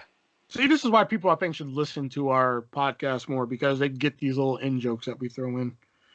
Did we talk about Pewter already? No, but I'm just saying, like, they would get that joke, like, oh, ask Daniel Pewter that. They're like, because Chris Benoit fucked him up. Okay. All right, my number 4, I was suspiciously quiet during one of Nick's entries because my number 4 is Born to Controversy, the Roddy Piper story. I actually remember the day I bought this. I was still working at Blockbuster, and it was a very slow night. It was one of the slowest fucking nights I ever worked at Blockbuster. So I asked my manager, I was like, you mind if I pop this in and watch it? He was like, go for it. So we popped it in, man. We watched the whole fucking documentary and shit, and it was astounding. Learned so much about Piper because, again, up until that point, Piper was like one of those old school guys that like I knew of, and I knew some things about him. Like I knew him from his WCW run. And I think that's like the only minor thing. Again, it was like one of those things where like, yeah, Piper went to WCW. That happened. You know, I'm like, fuck, talk more. Like, you know, that was like my only minor gripe with this documentary. You know, it's like, yeah, he showed up and he did some things, and yeah, he left. You know, I'm like, a little bit more, please. Like, can you talk about the ghost tape? You know, are y'all familiar with the ghost tape? No. Roddy Piper, when WCW was like really circling the drain at this point, he sent them a tape and said, "Here, I think this ideal would work." And it was essentially the blueprint for what would become the New Blood. But it was going to be led by Piper, and it was going to be called the Bad Blood. And it was like this promo that he cut, and like I think you can find it on YouTube now, but before like YouTube was a thing, he used to sell it on his website for $15. And so like I would have liked if they talked about that. That'd been really interesting. I would have loved to hear it. I think you can look it up. I think if you type in like Roddy Piper ghost tape, you can find it. But like if you watch that, you can see like, you'll see New Blood in it and shit. But yeah, it was just one of those old school guys that I'm just like, all right, I know of him, I know some things about him, but like this really like laid the blueprint more. I'm like, oh, okay, I get this guy a little bit more now. That must have been one of the handy things about working at a video store, though, is like being able to just kind of watch shit when it's slow, eh? Not really. We weren't really allowed to do that. Oh, no? No. Because they usually have like something playing. Yeah, they were called quote unquote trailer tapes, even though it was a DVD. And it was just basically, you know, trailers, music videos, whatever. They sent you one every month. Oh. Yeah. Fair enough. Yep. And that was my number 4. My number 3 is the Barry Blaustein epic Beyond the Mat. Dude, that's my number 3 too. Nice. I think that was the first real documentary that looked into behind the scenes. That was the first kind of glimpse into backstage WWF. Like it, Foley and the kids is what I remember most, and Jake, like, and how they kind of go into that as well. I think that's also with Draws too. They talk about Draws in that one. He's gonna puke. Yeah. He's gonna puke. Yeah. Yeah. Mm-hmm. I think they mentioned at the end, like shortly after the filming, is when he got paralyzed. But like in the movie, yeah. I've seen, you know, since Nick's mentioned it, I've seen this movie probably more times than probably any human being should. But you know, but yeah, this is great. Fun fact about Beyond the Mat: they originally wanted to go to WCW, but WCW wanted complete control of the movie. Like they wanted to edit it and all this shit, and Barry Blaustein was just like, no. I'm surprised. I'm surprised that they didn't. WWE did the rare thing and said, we'll give you full access. It wasn't until after shit was done where they were just like, oh, wait. You know, but it was too late. The paperwork and shit like that was done. So like, that's it. Whatever was in the movie, they could use. The only thing that they could stop though, if you look at the original cover of the DVD, you'll notice that The Rock and Mick Foley look a little weird. It's because it's not really The Rock and Mick Foley. They're lookalikes. They could not use their likeness for the DVD. Yeah. That is Terry Funk on the cover, though. And Shelby, you're number 3? So I'm the only one that didn't choose that for number 3. I have Dark Side Collision in Korea. You should be ashamed of yourself. That means it's either 2 or 1 then. Oh, okay. Sure. Collision in Korea was just, I can't believe I heard of this. I didn't realize that it was in North Korea until this documentary came out. And it still boggles my mind that they thought about going to North Korea to do a fucking wrestling show. And Too Cold Scorpio's a fucking moron. Like, I gotta watch this. I still have yet to watch this one. Oh, I gotta watch it. Yeah, this season, I think it was my favorite episode of Dark Side, I think. Well, obviously, if it's number 3. Yeah. Well, there's still 2. Yeah, just crazy. Like Eric Bischoff talking about how, you know, he goes out for a run at like 6 o'clock in the morning, and when people start coming out, they're like not running away from him scared, but they're like cowering away from him because this is the first ever American they've seen in their life, and they've been trained to believe that Americans are there to rape their women and pillage and all this shit, like old Viking kind of stories. Man, it's fucking nuts. And I just want to know, like, who. I want to know. Do they mention like who talked to the head of North Korea to get that deal done? Yes. Yeah. They do. Okay, don't tell me. Yeah. I was about to, but I would love to see that. Like, I would have loved to be a fly on the wall for that meeting. Mr. Kim Jong-un, we'd like to bring a wrestling show here, and he's just like, what? Kim Jong-il at the time. Sorry, Kim Jong-il. Oh, I don't want to spoil any more for you, so we should move on. No, because if they mention like the meeting they had with Kim Jong-il to bring that show there, then I want to watch it. All right, so I did my number 3. So Nick, we're on your number 2. So my number 2 is actually, it's from the I think it's a Netflix original, The Toys That Made Us, on I think it is too. Season 3, Episode 4, going over professional wrestling toys, but more specifically like Galoob and LJN and Hasbro. Cody Rhodes is featured in the episode. He does interviews for it. Justin Roberts is also in there. X-Pac and Summer Rae, of all people. Because he interviews. Why Summer Rae? I don't know. That just seemed like a producer. Like, please just get a wrestler here, and I got Summer Rae. Who? She worked in WWE. Okay, fine, get her. Right. Okay, fine. Yeah, that's fine. Yeah. Yeah, they just needed a third person, or a fourth. Sorry, because they had Justin They needed Roberts, a woman. They had Sean Waltman. They had Cody Rhodes. They're like, we need a female. Yeah, pretty much. Can we call the Fabulous Moolah? She's dead. She's so dead. Is that a no? That's no. Okay. Summer Rae, who? The one that danced with Fandango that time. Who? Yeah, okay, whatever. But no, I had no idea. Like, there was even wars between toy companies for WWF licensing. I thought I watched this episode until you mentioned that Summer Rae was in it, but apparently I never got to watching this episode. That's the last one they came out with. Oh, okay. Mm-hmm. All right. My number 2, Triumph and Tragedy of WCCW. Yeah, I almost said WCW. I mean, we already really talked about it. It was a great documentary. Okay. My number 2 should come as no surprise to nobody, but is actually. And now, I said I've watched Beyond the Mat more times than any human being should. I've probably watched this DVD more than any of the documentaries on this list combined. And that is Pick Your Poison, the Jake Roberts story. I figured that was coming. I could probably fucking quote this to you almost verbatim. Like, no shit. That is not like an exaggeration. Like, I can only imagine. I used to quote this to my friend, and like every time I would do a quote from it, he's just like, "You've watched this too many fucking times." You know, it was his story of his career up until fucking whatever year he got RKO, until WrestleMania 21, whatever year that was, 2006. Sure. Yeah. Whatever. But like, yeah, I've again, I mean.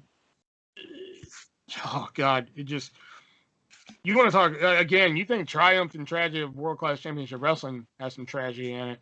Holy shit! Well, yeah. I mean, like if you watch the Jake Roberts DVD and need to cheer up some, watch World Class Championship Wrestling. You know, like fuck, that'll make it cheer up a little bit compared to the Jake Roberts one. You know, because I mean, the shit that he's gone through and shit like that. You know, like the drinking and the drugs and you know, like. The man spit whiskey in my face. Didn't have to be whiskey. Could have been iced tea. But it was whiskey. And the shit burned. You know, see, that shows you how many times I fucking watched this damn thing. But yeah. How much, out of curiosity, how much did you learn from the Grizzly Smith one? Like, from after watching the Jake Roberts one? Like, how much of that was included into the Jake Roberts one is what I'm kind of asking, I guess. Believe it or not, there was not a lot of new Jake Roberts info in the fucking Grizzly Smith episode, because some of it is touched upon in Pick Your Poison about him going to live with his mom, then his grandmother dies, he's pissed off about it, so then he ends up going to live with his dad, you know, et cetera, et cetera. They obviously they tend to stay away from the they kind of touch upon like, I think my dad maybe slept with people younger than him and shit, but they don't really say like, yeah, he fucked a 13-year-old. You know, well, they didn't know about it quite. Well, I mean, some people did, but it wasn't like as common knowledge, obviously. Exactly. Right? Well, like in Dark Side, they pretty much say, yeah, Grizzly fucked that 13-year-old. Whereas in Pick Your Poison, they kind of like tinkle around it. Yeah. Know? Did they mention his sister and his brother at all? They do. Oh, do they? Yeah. Mm-hmm. Yeah. You know, that's what I was waiting for them to mention in the Grizzly Smith episode about the murder and everything, but they didn't really touch upon that much. You know? Yeah, the other sister. Yeah. They talked about it a little bit. They just kind of like talked about it for like 5 minutes, and that was it. Exactly, you know. So, but yeah, Pick Your Poison. If again, like I said, if you're just like, hey, I really want to be depressed today, well, watch Pick Your Poison. If you want to cheer up afterwards, watch World Class Championship Wrestling DVD. Fair enough. All right, so. And before we do our number ones, do anybody have any honorable mentions? No. Shelby? No. The two that I wrote down while doing this, which I really wish I would have reevaluated this list to put these on here, and that is the Dining on Death and Eating Destruction, or whatever the fuck it's called. The story of the Road Warriors. Very good documentary. Very good. And just for the pure entertainment value of it alone, I've watched it many times and I fucking love it. And that is the self-destruction of the Ultimate Warrior. I like it. Really good. All right, Nick, you're number one. My number one. And I haven't seen, and I've said it's been a long time since I watched this one, but when I first got it, I watched it probably every 2 days. Ladies and gentlemen, my name is Paul Heyman. There was a point in time where it was like Pick Your Poison was for you. I could quote that. I could talk about like him in Brooklyn, New York as the Jewish kid and going to the shows and like at Studio 54 and like all the backstory with ECW, and he touches on leaving and the retouched vision for ECW and how that fell apart, and like, if you thought you knew about Paul Heyman, you probably know nothing until you watch this. I agree, because like when that came out, I remember I was living with the baby mama at the time, and like I had some expendable money. You know, when you have a kid and everything, when you're trying to raise a family of 3 on a budget of 1, you know, so. You know, when you're just like, what should I buy this week? Soap or food? And soap wins. It's pretty bad. Nice. But whatever. I had some expendable money, so I was like, I'm going to buy that fucking Paul Heyman DVD, expecting it to just be like, I grew up, I did ECW and dig a little deeper in ECW and such like that and so forth and so forth. But like, I was pleasantly surprised about how informative that DVD actually was. You know? Like, I think that's actually the first I really heard in detail about how he would have ECW wrestlers fly on bereavement pairs to save the company money until RVD got caught. Or it was like, I think it was Sabu got caught because he used the same relative twice and the same person answered the phone.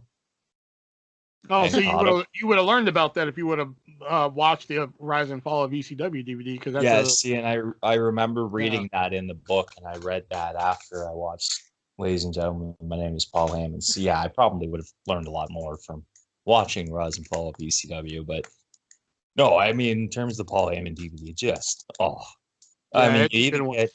in the extras, at least on the DVD itself, you do get the shoot promo, like him versus Vince, when he's like, I hate your stinking guts. Oh. I'll mention that shoot promo is good. All right. Well, by process of elimination, Shelby's number one is Beyond the Mat. So I'm going to level with you. This one I knew would not be on either of your lists because I knew you guys had never heard about it until I showed it to you earlier today, earlier yesterday, from YouTube. Original wrestling documentaries, The Untold Story of the Wrestling Territories. Where the fuck is Beyond the Mat? I forgot about Beyond the Mat. I've watched it once. Oh. Well, like last week, we are looking for a new member of the three-way dance. If you would like to leave your application down below, go ahead. So I've been watching this while I eat my breakfast, basically for the past couple months, on and off, and I was watching it long before that even too. It's taking you a couple months to watch a 5-hour documentary? Are you shitting? I watch it on repeat. I just watch it over and over and over again. They do stuff on Stampede, they do stuff on the AWA, WCCW, Crockett, Florida Championship Wrestling, Jerry Jarrett in Memphis, Paul Bosch, like just all the old school stuff. St. Louis Wrestling Club with Sam Muchnick. Just so much information on how wrestling started and how the territory started and how the NWA really formed and the different territories. And they even did the UWF in Mid-South. And there's just so much information in these documentaries. They're awesome. Are they like visual or are they just audio? There is visual. They do show like pictures. There's a little bit of footage as well. Like they show some stuff from Stampede and stuff as well. And they talk about the first ever ladder match to happen in Stampede Wrestling, which was like 1973. Like wasn't that Jake Roberts and Junkyard Dog? No. Who the fuck was it? I think it was. Oh fuck! I was watching that one this morning too. I don't remember who it was. It wasn't Jake Roberts, so as far as I know. Because I could have swore on the ladder match DVD it was Jake Roberts and. I could be wrong, but there's just so much information in these videos, and they even do like Capital Wrestling and the WWF. Yeah, great YouTube series. And by process of elimination, my number one is the rise and fall of ECW.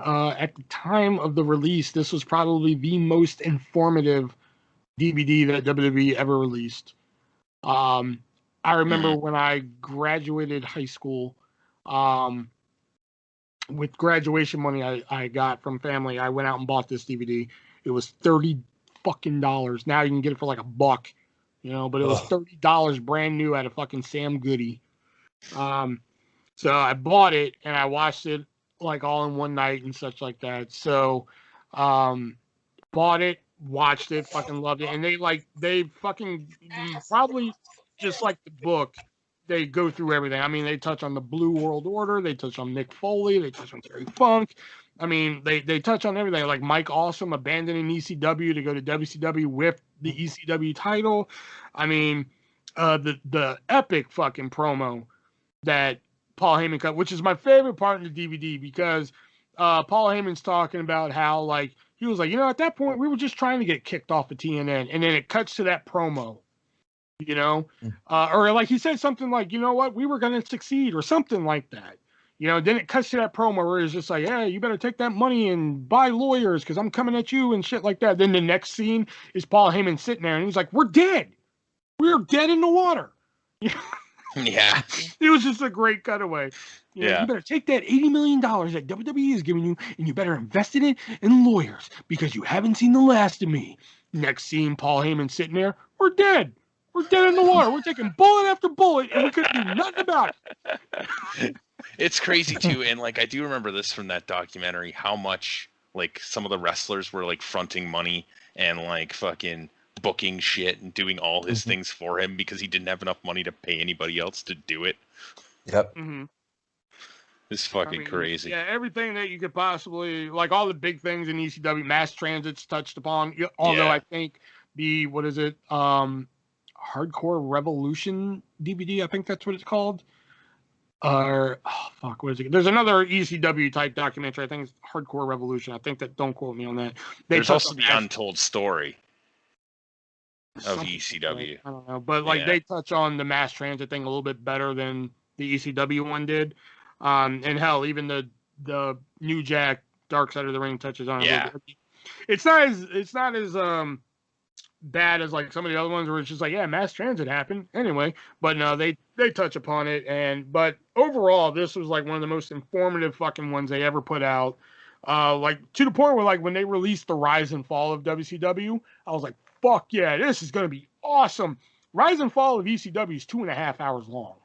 Mm-hmm. So when I pop in Rise and Fall of WCW, I'm like, fuck yeah, hour and 27 minutes. I'm like, wait, what? Am I missing a disc? Like, what happened? Yep. It was just so disappointing when that DVD came out. So, yep, that's my favorite, Rise and Fall of ECW. And, yeah, you and Nick, you should be ashamed of yourself for never having watched it. And Shelby, you should be ashamed of yourself for not putting Beyond the Mat on the list and only watching it once. So a little update here, though. The first ever ladder match in Stampede Wrestling was 1972. Dan Crow Fat versus Tor Kamada was the first ever ladder match. No, that's not what you said at all. That was close. Yeah, sure. Close. I was in there somewhere. I was in the ballpark. Mm. I mean, I wasn't exactly right, but I was no. I mean, it is a black guy and a white guy, so in the nosebleeds. Behind him. All right, so that was our top 10 favorite wrestling-related documentaries there. And next week, I can tell you right now, here and there, that we will be, unfortunately, reviewing Money in the Bank. So be prepared for that one. Yay. But before we get to our Sportster List of the Week and your questions here, we got to talk about one of our sponsors, and our other sponsor being HardToFindTV.com and their sister site, FanMadeDVD.com, which... announcing right now, I gotta let you guys know. Do you have that weird friend who likes to watch TV shows with the subtitles on, even though they're not deaf or anything? Yeah, that's me. Well, now HardToFindTV.com and FanMadeDVD.com offer subtitles in not only English but any language you want. All you gotta do is tell them which one you want. It does take a little bit longer to get your product, but with quality such as HardToFindTV.com and FanMadeDVD, it's worth every penny of it. So you can go on over there and search through the thousands of TV shows from your youth that you probably haven't seen in a while, or you can probably look on the Netflix shows and get one of those. You can get the shows on Discovery Plus, whatever you like. Just all you got to do is email them and say, hey, I want this. They'll slap that on a DVD or Blu-ray for you for a reasonable price. Just slap it on. Slap it on. And just right there. Just like you slap a hooker's ass, man. Bam, right there. Fair enough. I can appreciate slap it that. on there for a great price. And if that price just isn't great enough for you, you can use my checkout code ARTIST and you can save 15% on your entire order. So head on over to either one of those sites right there. If you use HardToFindTV.com, you can only use Amazon Pay. So if you like Amazon Pay, hey, that's the site for you. But if you want to use your credit card or your PayPal or anything like that, you got to go over to FanMadeDVD.com. So if you want classics such as the Clueless television show, head on over. And if you're like, hey, man, I want to read the subtitles while I do it, well, then, hey, let them know. They'll do it. They'll slap those on there for you. Take a little bit extra time, because that takes time. So head on over there. Let them know that Artist from the Three-Way Dance sent you. Use my checkout code ARTIST and save 15% on your entire order. All right, and I lied. Before we get to the Sportster List of the Week, we actually have our wrestling fact of the week. All right. So, so Nick, hit us with your wrestling fact of the week. So for our wrestling fact of the week, we actually go, this is a story of an unlikely duo. So it was in Anchorage, Alaska, I believe. I believe it was Anchorage, somewhere in Alaska, that John Cena and Chris Jericho were out drinking after a live event. Now, during this evening, after they had several cocktails, Jericho was going on about his usual drunken ways of just being the life of the party, while Cena, I guess, had actually befriended, but not only befriended this couple, he counseled them on their marriage. Now, as Cena is counseling this couple, Jericho gets more drunk and ends up with a cooler full of beer that he paid for as the bar is closing down for the night. So the story goes, Jericho next remembers it was 3 hours later. He woke up in a pitch black hotel room, his hotel room, their hotel room, I guess. He was shirtless with no shoes. He still had pants on. In the corner, he could see just the light, like a little square light. So he turns on the room light, and here's a shirtless John Cena who has drank this cooler full of beer. There was about 24 beers in there, and he's sitting there listening to an iPod. Incidentally, it was Chris Jericho's iPod. And when Jericho asked him, "Hey man, what the fuck are you doing?" He's like, "Oh, well, I wanted to make sure you were okay, and the beer was cold, so I sat here drinking beer, watching you, and listening to your iPod." And I guess Jericho was not pleased at the time. They laugh about it now, but I guess Cena outdrank Jericho that night, and Jericho still to this day is not happy about the fact that Cena outdrank him and drank his beer at that. And used his shit. And used his shit. Yeah. And breaking news here: Karrion Kross retains the NXT title. Thank God. Shut up, bitch. He attacked Joe though. Fuck Johnny Gargano. Fuck him and everything he's about. It's gonna be Joe. Hey, that'd be cool. They ended NXT. Though?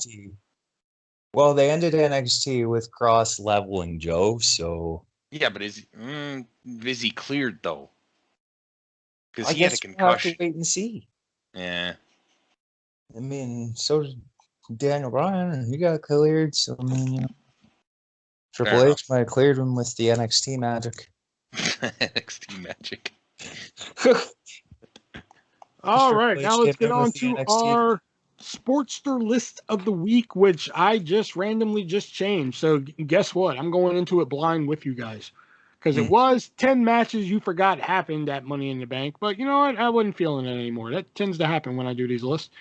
So I just clicked on a random one here, and that is the top 10 worst Money in the Bank ladder matches in history according to CageMatch.net, which I kind of feel bad doing because the original one was by our good old friend Gabe Eckhart, but it just wasn't kooky enough for me. So these are the worst ladder in the bank. Yeah, the ladder in the bank matches. Sounds about right. Yeah, there's just a ladder hanging above the ring. Yeah, stack briefcases up there to get it.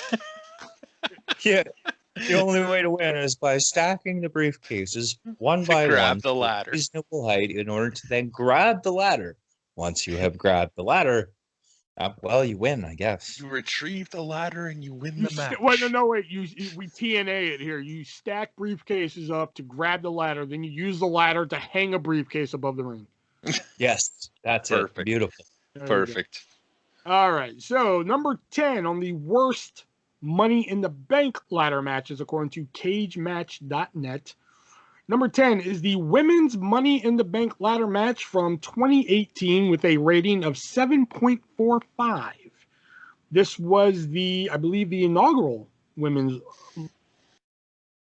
No, it's 2017, wasn't it? Oh, yeah, I was about to say, no, this is the one that Alexa Bliss won, where she eventually cashed in her contract later and defeated Nia Jax. Oh, I don't think I've seen this one. I don't think this was a bad one. I don't think so either. I mean, you had Alexa Bliss, Becky Lynch, Charlotte Flair, Natalya, Ember Moon, Lana, Naomi, and Sasha Banks. I mean, like, shit. I mean, take out maybe Naomi and put in somebody else, and yeah, you got yourself a pretty good fucking lineup there, man. Yep. Lana at the time was, working it. So, I mean, like, I was okay with it. Mm-hmm. And you haven't seen this one, Shelby? So I don't think so. No. All right. Coming in at number 9 with a rating of 7.43 is the WrestleMania 25 Money in the Bank ladder match. Featuring Kane, Shelton Benjamin, Finlay, Mark Henry, Christian, MVP, Kofi Kingston, and I believe CM Punk. Yeah, that's the one CM Punk won for the second year in a row. It wasn't a bad match, but it wasn't a bad Money in the Bank. But I mean, I wouldn't put it in like a top 10. I don't think. Yeah. Yeah, I don't think there was anything bad about this. I mean, there was a couple of cool spots in it. Was Kennedy in this one? Is this the one I'm thinking of? No, okay, that was 23 I'm thinking of. I was like, this is the one where you like fucking Green Bay plunges Swoggle and shit. That was fucking dope. But no, this is the one where Swoggle tadpole splashes off of Mark Henry onto a group of people.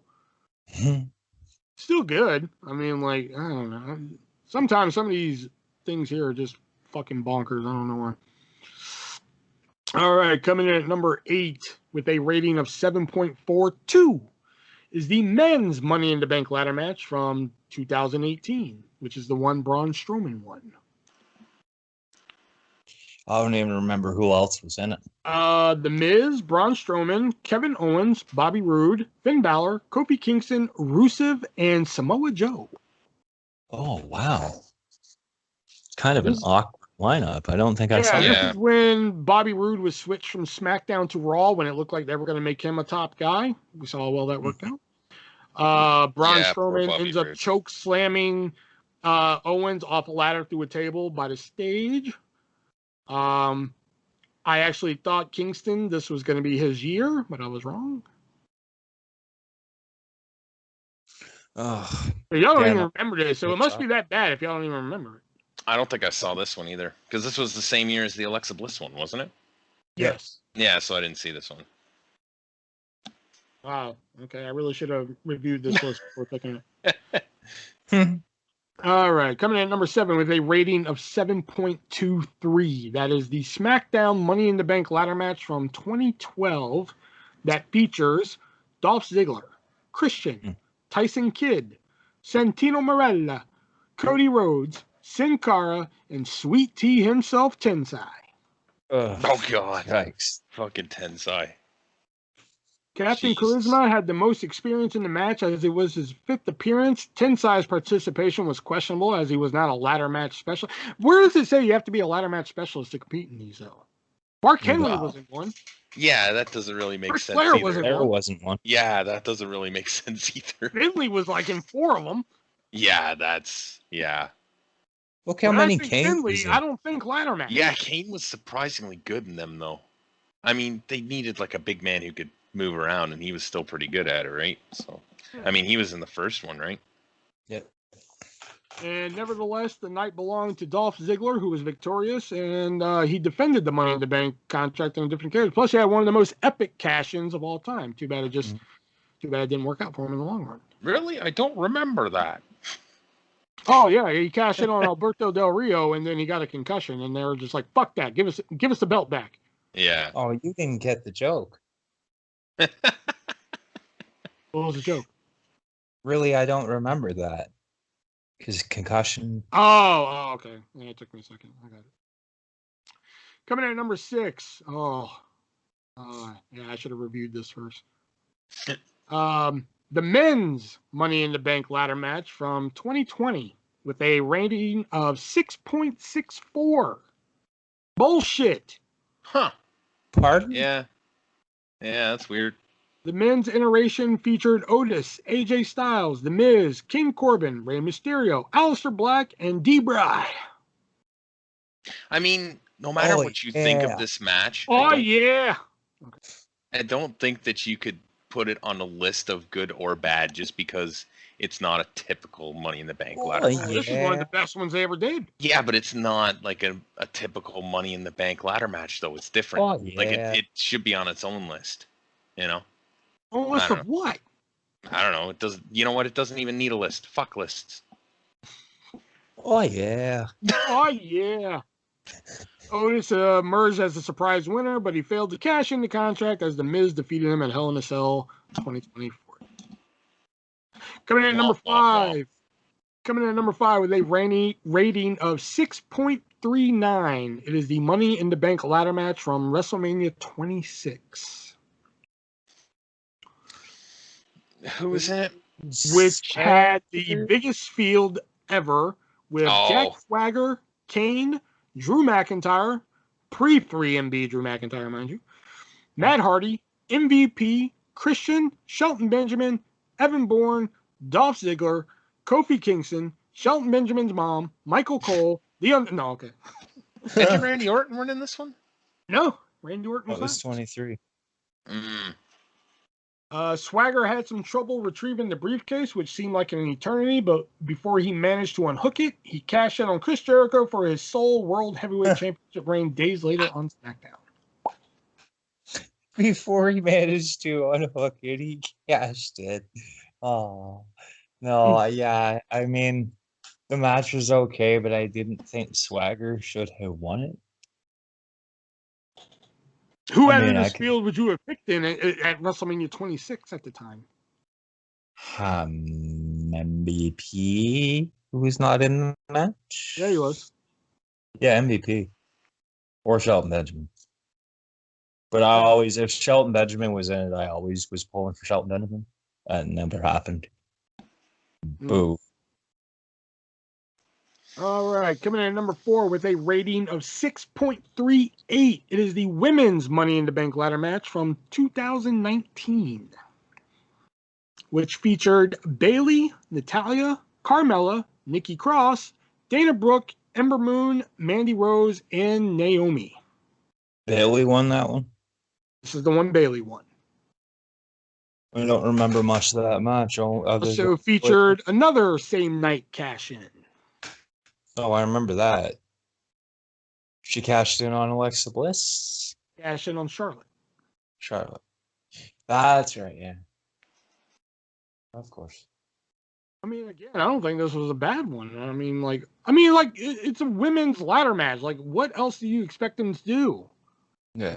This is like me arguing with y'all over that fucking 3-way in Toronto. Like, what else did you want Velveteen Dream to do? Pull out a gun and shoot somebody? Like, it would have been interesting. Coming in at number 3 is the men's, well, it was only men's at the time, so Money in the Bank ladder match 2015 with a rating of 6.35. This was the anyone but you Roman year. So this was Sheamus, Roman Reigns, Kane, Randy Orton, Neville, oh man, remember that one? Kofi Kingston, and Dolph Ziggler. Yeah, I didn't see this one either. Anyone but you, Roman. This was definitely the year I was like, okay, this has to be Kofi Kingston, because at the time, Reigns was doing the shit with Wyatt. Neville, I knew they weren't going to give it to. I think like Randy Orton, Kane, and Ziggler were like feuding with other people, or feuding with each other, where I was like, all right, they canceled each other out. And I was like, I know they're not going to give it to Sheamus. So Kofi Kingston's the only other pick. And then what do you know? Sheamus fucking wins it. Yeah. I remember thinking, Sheamus? Really? Yeah, this is like the only one on the list so far that like I can be like, oh yeah, I agree. Yeah, Sheamus should not have won at all. Ugh, and even that cash in was shit. All right, coming in at number 2 is the Raw Money in the Bank ladder match from 2012 with a rating of 6.24. I believe this is what they billed as the Money in the Bank All-Star match, I believe. This the one where only former champions could be in it? Yeah. John Cena, Chris Jericho, The Miz, Kane, and Big Show. I was actually okay, so no, this wasn't the All-Star one. Okay. I was actually going to assume that this was going to be number 1. Really? Yeah. So I wonder if this is okay. This was utterly atrocious, and it was obvious Cena was going to win. The issue was that Cena did not need to win this match, as WWE title opportunities happen all the time for Cena. Miz should have prevailed, but it was not meant to be. Yeah. Exactly. Yeah. Yeah. And yeah. I think it should have been Big Show. He needed a special ladder just to get up there. But that ladder was fucking dope, man. The ladder was fucking ridiculously huge. I know, but it was so awesome, man. Like they had to specially make that ladder. It was so good. I wish they'd still use that ladder. Yeah. They ain't even in the company anymore, but I wish they'd still use that ladder. Fucking Kofi's like trying to set it up, falls down on him. Can't even lift it. It takes like all 8 of them to fucking open it and shit. All right. Number 1. Any guesses before I go down? Any guesses as to what number 1? I don't even know what number 1 is. Like I said, I went into this blind with y'all. I'm thinking it's the first women's. The first women's, Shelby? I think it's the and I don't necessarily agree with it, but I think it's last year's women's. And if it's last year's women's, I swear to God. I'm trying to think, what would it be? Worst Money in the Bank ladder match. I'll say the All-Star one. That's the one I'll say. The one with RVD and all that shit. All right, here we go. List. I hate this list. What? That's it. No more sports list of the week. That's it. We're done. Is it last year's women's? Number 1 with a rating of 5.73. Are you shitting me? Women's Money in the Bank ladder match 2020. Yeah. Fuck this list. It was one of the best ladder matches fucking ever. Who wrote this one? Tevin King. You're now on the shit list, buddy. You and fucking Eric Rhodes or Gabriel Eckhart, whatever the fuck is real. If that's your real name, Tevin. The shit list. The 3-Way Dance Podcast shit list. That's got to be an episode. Fuck you and your mama. Done with sports for the rest of the night. Fuck this. It's a great match. Fucking love it. God, retarded. All right. So that was our sports solicited week. Let's go ahead and get into our questions here. And we got some great questions this week, guys. I was just looking at them, actually. Oh, so you didn't want to go into them blind? Oh, okay. No, I always like go into them blind, and like I didn't think any harder on it than I normally do. But anyways. All right. Let me put these in order here. All right. First one comes from Stug138, and that is, how do you all like your coffee? 2 cream and 2 sugar. Oh, a double. Okay. Yeah. 1 milk. Or 2 milk, sorry. I don't know what that's called in Canada. Double milk. Double milk. I just call it 2 milk. I don't really drink a lot of coffee. You would think I would, being the caffeine fucking holic that I am, but I don't really drink coffee. I don't. Fair enough. I mean, every now and then I'll go to like fucking Starbucks and get one of their fucking frou-frou ass gay drinks and shit, but but I'm not like, oh shit. Yeah, I'm not one of them fuckers that wake up in the morning and I'm just like, don't talk to me until I've had my coffee.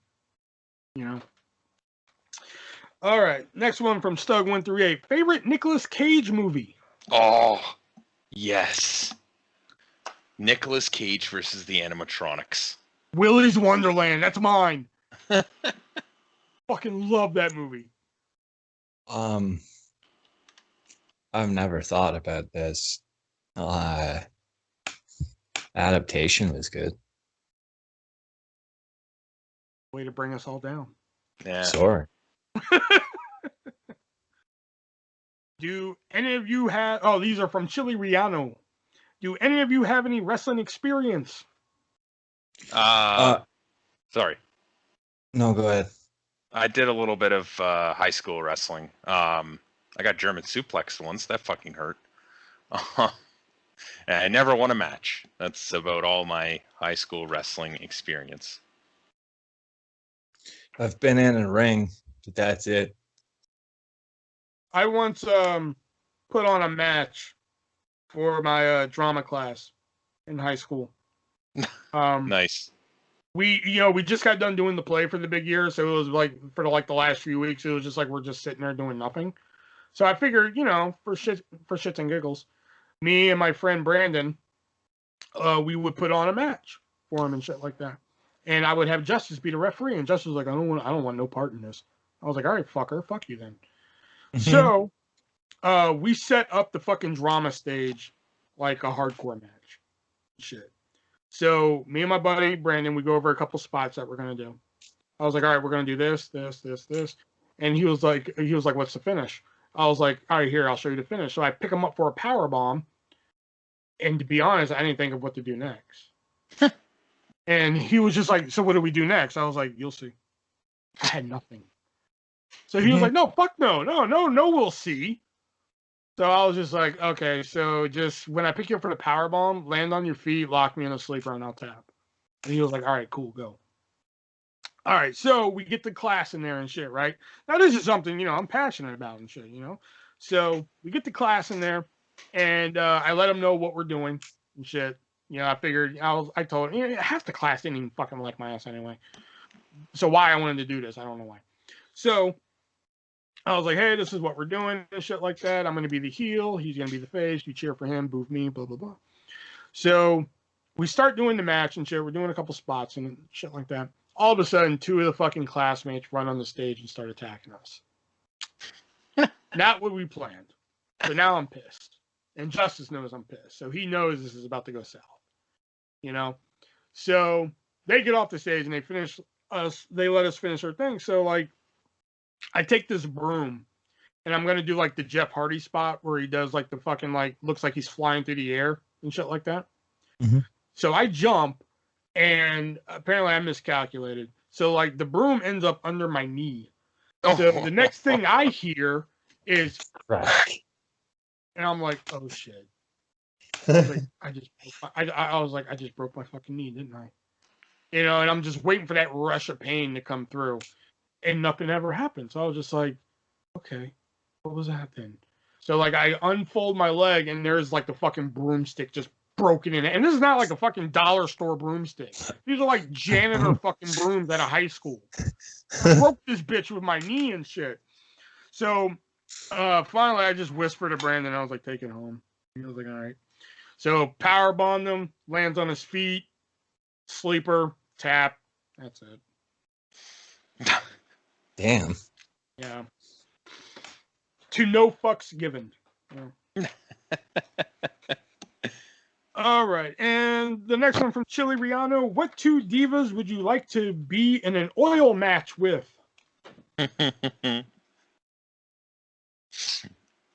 Lacey Evans, Charlotte Flair. And if Charlotte Flair is unavailable, Tessa Blanchard.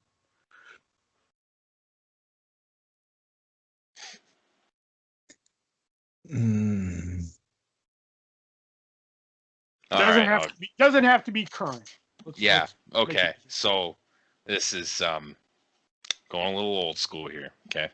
Oh, okay. So Sable's 1. I know that. Mae Young and Linda McMahon.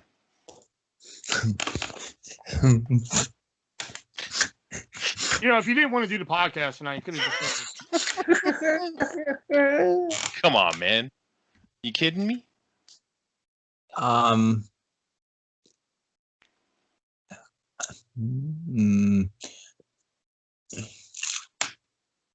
Ashley Mazzaro and Shayna Baszler.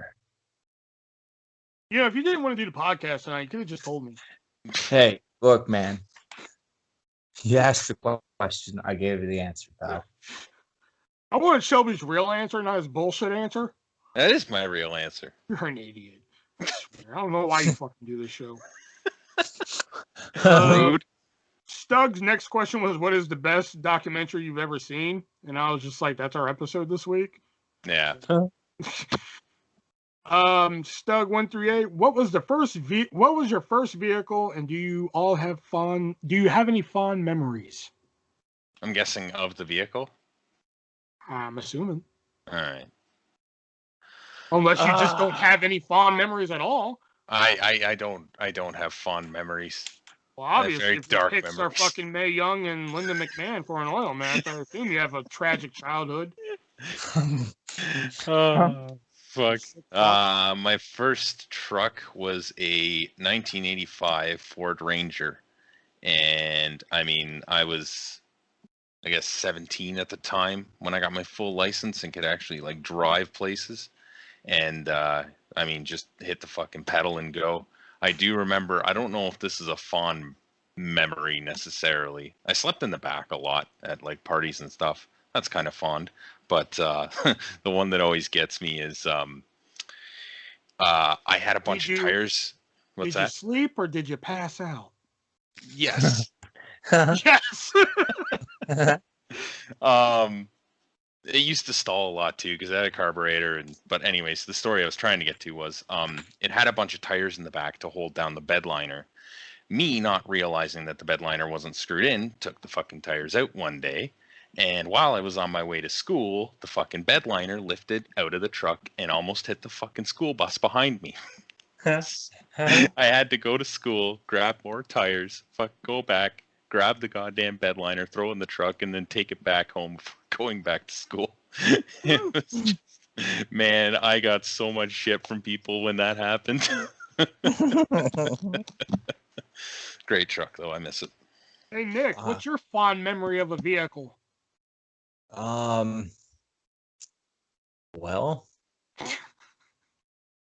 not say I have any fond memories against a vehicle, right? I figured vehicles would be your worst enemy. Well, there's that too. Yeah. But in terms of my car, I can remember, the first I drove consistently was a '98 Honda Civic, but this was a few years back. It was one that my brother restored. Because it was like in bad shape. So anyway, there was one time I drove an hour out of the way just to get a $20 bag of Taco Bell. Nice. It was good Taco Bell too. It was fresh. I mean, that was a rarity at that Taco Bell, that it was fresh food. It was usually like a couple hours old, but no, they had just made it. Like, there was steam coming off this bag. I was like, oh, no way. That night it wasn't so pleasant. Nice. Nice. My first vehicle was a 1997 Ford. Ford. Oh, what the fuck was it called? It was a fucking station wagon. I forgot. Do I have any fond memories? Yeah, I did my first thing of heroin in it. Yeah. You didn't. Man, if you didn't want to do this podcast. Now you know how it feels, fucker. Stug 138. 5 most disgusting moments in WWF/WWE history. One being Nick Shelby picking Linda McMahon and Mae Young for an oil match. Oh, I still don't know why you don't like that. Oh, gee, I wonder. At least, like, Linda McMahon, I can kind of fucking get behind, because then, like, if you fuck Linda McMahon, you could just get behind her and be like, who's the boss? You know, that kind of shit. But, like, Mae Young. So. Yeah. Yeah, why not? Please stop. Please stop. Disgusting. Disgusting moment. Besides, like, what's your definition of disgusting? Do you mean disgusting as in, like, Boogeyman and Jillian Hall's mole? Or do you like disgusting as in, like, oh, I cannot believe they put the belt on him. Disgusting. You know? I mean, you could kind of include this in a disgusting moment, but Dawn Marie marries Tori Wilson's dad and then makes out with her. So it's her mother making out with her. That was pretty gross, if you think about it. Mm-hmm. Mae Young having a hand. Yes. That's gross. Vince getting choppy Pee-wee. Yeah. I didn't need to see Val Venus's ass at that age. I don't need to see Val Venus's ass now, but I'm just saying, at that age, I really didn't need to see it. Yeah. No. I think we can all agree we don't need to see Val Venus's ass. Mae Young stripping in the ring. Oh. I figured you'd love that. Well, you know, I didn't say I have an oil match with her, so I figured that'd be like your fucking, like, your holy Jerry grail. Jerry Briscoe and Patterson in the evening gown match. Oh, fuck. Gross. Oh, and who was it that had to drink tobacco spit? Tommy Dreamer. Dreamer in the tobacco spit. Katie Vick. Well, that's just hot shit right there. Yeah. Heidenreich and Michael Cole in the closet. Oh my God, that's incredible. That's just funny. They could have did that. They could have revisit that with like Lars Sullivan. That could have been his new thing. Like the fucking food fights they used to do. I don't know what it is, but like I don't find a food fight sexy. I don't think they were meant to be sexy. Yeah, but like, why do they do them then? What's the point? Oh, people like flying food. And it's always, well, other than I guess the July one back in like the early 2000s, it was always like women like dress. Oh, you mean like when they do like Trish versus Thanks. Stacy in a gravy match? Or like they did like a food fight thing with I think it was Tori and Dawn Marie for Thanksgiving one year in like 03. Oh. Like yeah, that kind of. It was like a turkey suit food fight. Yeah. Oh. All right, well, there's some examples for you, Stug. All right, and speaking of Stug, top 3 best Mr. Wonderful wrestling matches. Oof. And here's what I have to say about that. Like, again, like, I wasn't really into that style of wrestling, but when I would watch old tapes with Mr. Wonderful, I would like Mr. Wonderful. But if you were to say like, hey, name a bunch of matches with Mr. Wonderful, I couldn't do it.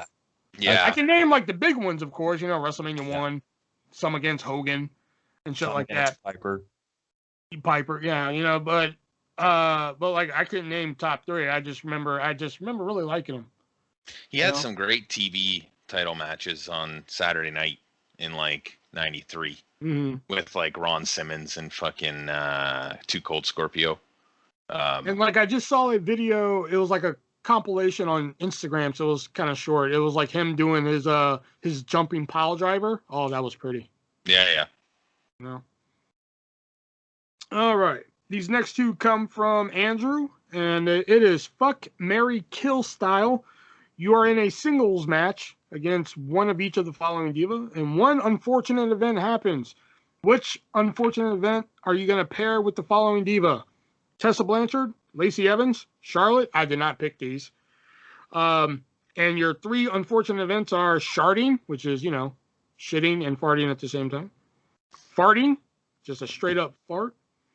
Or skeeting, just busting a nut right then and there. During the match with them. Okay, so this is happening to us while we're having the match with them. Yes. Okay. Oh. This is a weird question. This is a very strange question. I'm starting to kind of question the sanity of this. Who is it? Was it Stug? Sorry, no, I forgot. Andrew. Andrew. I'm starting to question your sanity, Andrew. But okay. I think I would go. I think I would go fart with Lacey Evans just so I could still have a shot with her afterwards. Shart with Tessa Blanchard because because somebody's got to lose. And Skeet with Charlotte just because I think that would happen anyway. Yeah. Let me change it. Let me change this question for Shelby here. So your options are Fabulous Moolah, Mae Young, and Linda McMahon. Oh, yes to all. Ew. That's not the question. Just what you said. Only I'd switch Evans with Charlotte, I guess. So you would fart on Charlotte and bust one on Lacey Evans. Yes. Fair enough. All right, and Andrew tones it down a little bit with what is each of yours favorite soda? Oh. Pepsi. Just straight Pepsi? Yep. Fucking Coca-Cola. Just straight Coca-Cola?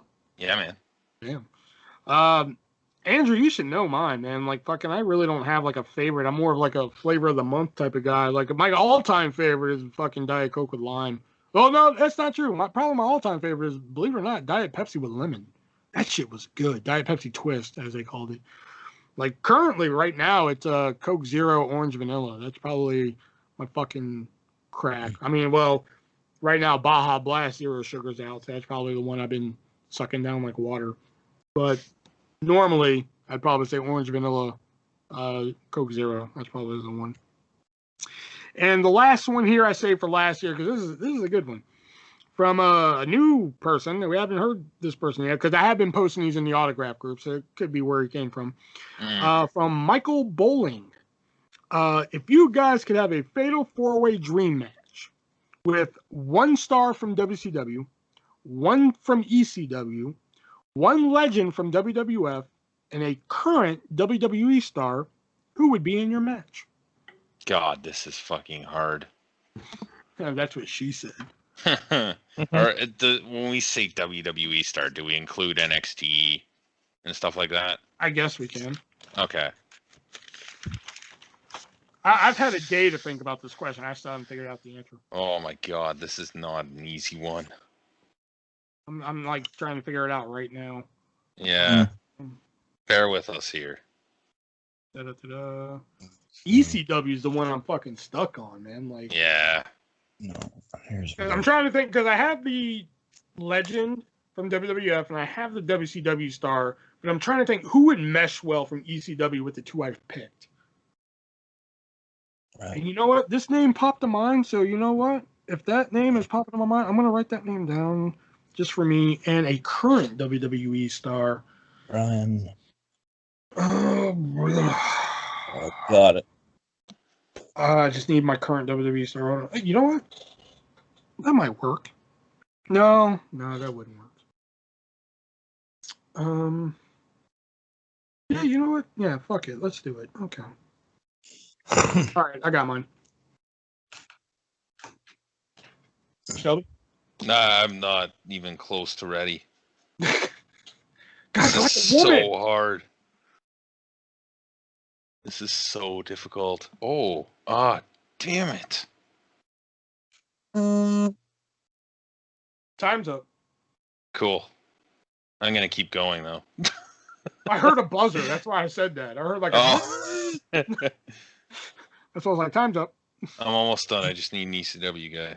I'm almost finished. Hold on. There we go. Got it. All right. So I didn't have a whole lot of time to think about this. Consider that when I give it to you, but. All right. So mine would be my Legend, of course, would be Jake the Snake Roberts. My WCW star would be Diamond Dallas Page. And my ECW star, this was the first one that came to mind that I think would mesh well with these guys, and that is Jerry Lynn. Mm-hmm. And then for my current star, Pete Dunne. Okay. Chat. So when this just came to me, if we count it this way, my WWF legend would be Kurt Angle. Okay. My WCW star would be Bret Hart. My ECW star would be Chris Benoit. And my WWE star would be Daniel Bryan. Man, you went a weird backwoods way to get these people in that match. Holy shit. Okay. You think his is weird. Mine's going to be weirder. And keep in mind, I came up with this off the cuff. If I had a bit of time to think about this, I'd probably come up with something a little bit better. But current is Walter. Okay. Legend is The Undertaker. Okay. WCW is Arn Anderson. Okay. And ECW is Taz. I had a feeling you were going to say Taz. The second you said ECW, I was like, he's going to say Taz. I think Taz would work well with Arn Anderson and Walter. You know what? I'm going to change mine. You know, now that you say Taz, I'm going to take out Jerry Lynn. I think that would mesh well with DDP and Jake. I'm going to replace Jerry Lynn with Raven. Yeah. There we go. I'm going to keep Pete Dunne, though. Just because I think that would add some brutality to it. Yeah. Yep, there we go. Great question, by the way, Michael Bowling. Mm-hmm. If you listen this far into the podcast, I like your questions. Keep them up. Just 1 second here. Okay. All right, so that was our questions for the week. So that leads us into the vintage pick of the week, where we mention a match, a pay-per-view show, a segment, whatever we think that you should go watch. So Nick, hit us with your vintage pick of the week. It was from, I think it was July 2005, JBL versus Blue Meanie on SmackDown. Stevie Richards hits JBL hard with a chair shot in retaliation for the sucker punch to the Blue Meanie from ECW One Night Stand. And I believe Stevie Richards even gets the "How'd you like your chair shot" JBL in there. Maybe that was Meanie that said that. One of them says that, though. Like, it just kind of caught by the camera. How did you like your chair shot? And here's JBL, just a bloody mess. Why the fuck is Blue Meanie sitting in first class? Yes. Have y'all ever heard that story? Yeah. I don't know if I have. Dude, it's great. Look it up. Yeah, fair enough. What the fuck is Blue Meanie sitting in first class? Mick Foley just walks past me like, oh no. No. Shelby, what's your vintage pick of the week? So mine is from What August 80s 30th. match are we watching now? August 31st, 1987. Yep. Primetime Wrestling. Paul Orndorff versus Nikolai Volkov. You went with the theme this week. I did, and I actually watched a bunch of Paul Orndorff matches tonight before we got on. I mentioned the Ron Simmons one and the Too Cold Scorpio one, and I watched one with him and Cowboy Bob at the Wrestling Classic. But this one I like the theme in it. I like the idea of Paul Orndorff as the babyface and Nikolai Volkov as the Russian heel. I mean, it was easy to make heels out of Russians in the 80s, so it only kind of made sense. But yeah, well, any foreign country becomes a heel. Any foreign, but like Russian at that time is easy, right? Yeah. And now, please rise for the singing of the Russian national. The only thing that annoyed me with this match is right after the bell rings, fucking Nikolai hits Paul Orndorff with a pole, and the fucking ref does nothing about it. This should be a disqualification. I was like, what the fuck is that?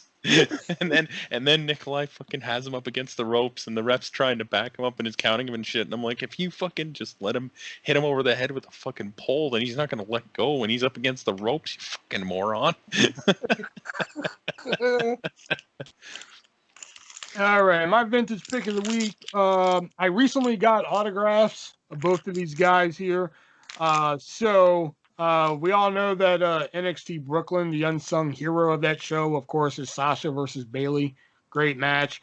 But, a match that really sneaks under the radar and people don't really talk about it. It's a great fucking match, great opener, gets a great pop from it, and that is Blake and Murphy defending the NXT Tag Team titles against the Vaudevillains. Simon Gotch and Aiden English. Oh. Great little match there. Not just because I'm a Vaudevillains mark, but great little match there. Has a little run-ins from... Yep. I remember that one. That was Blue Pants and Alexa Bliss there. Pre-main roster Alexa Bliss on top of all that. She would shortly go to the main roster after this because Blake and Murphy would cease to be after this. But yeah, great little opener match here for the first time, them being in Brooklyn and such like that. But yeah, this match doesn't get a lot of respect. It's a great little match there. It turns out they only got the tag titles because they needed to get the tag titles to the Revival, and they didn't want to do Blake and Murphy versus the Revival. They still wanted to make up titles. Yep. All right. So there it is right there. That's the bell. So we know what that means. That is the end of the three-way dance this week. But next week, we will be here to talk about Money in the Bank, which airs this Sunday. We will have two brand new Money in the Banks. Well, I don't know. Last year, we were supposed to have two brand new Money in the Banks, and they fucked us. So that's one thing I didn't like about last year. I sing a lot of praises of last year's Money in the Bank match. That's one thing I didn't like is that, okay, Oscar got the title, but who's going to be Money in the Bank now? And they're just like, what now? Yep. Sorry, what? Yeah. No, who's going to have the Money in the Bank briefcase now? What? What briefcase? Like, fuck you, WWE. We will talk about Money in the Bank, and of course, we'll have all your favorites. The news, it came from eBay, Shelby's favorite game, the three-word dance, but he actually got one this week. Hell yeah. So, yep, until next time, for Shelby and Artist, for Shelby and Artist, I'm Nick. And, yeah. I'm going to talk this week. So, be breezy.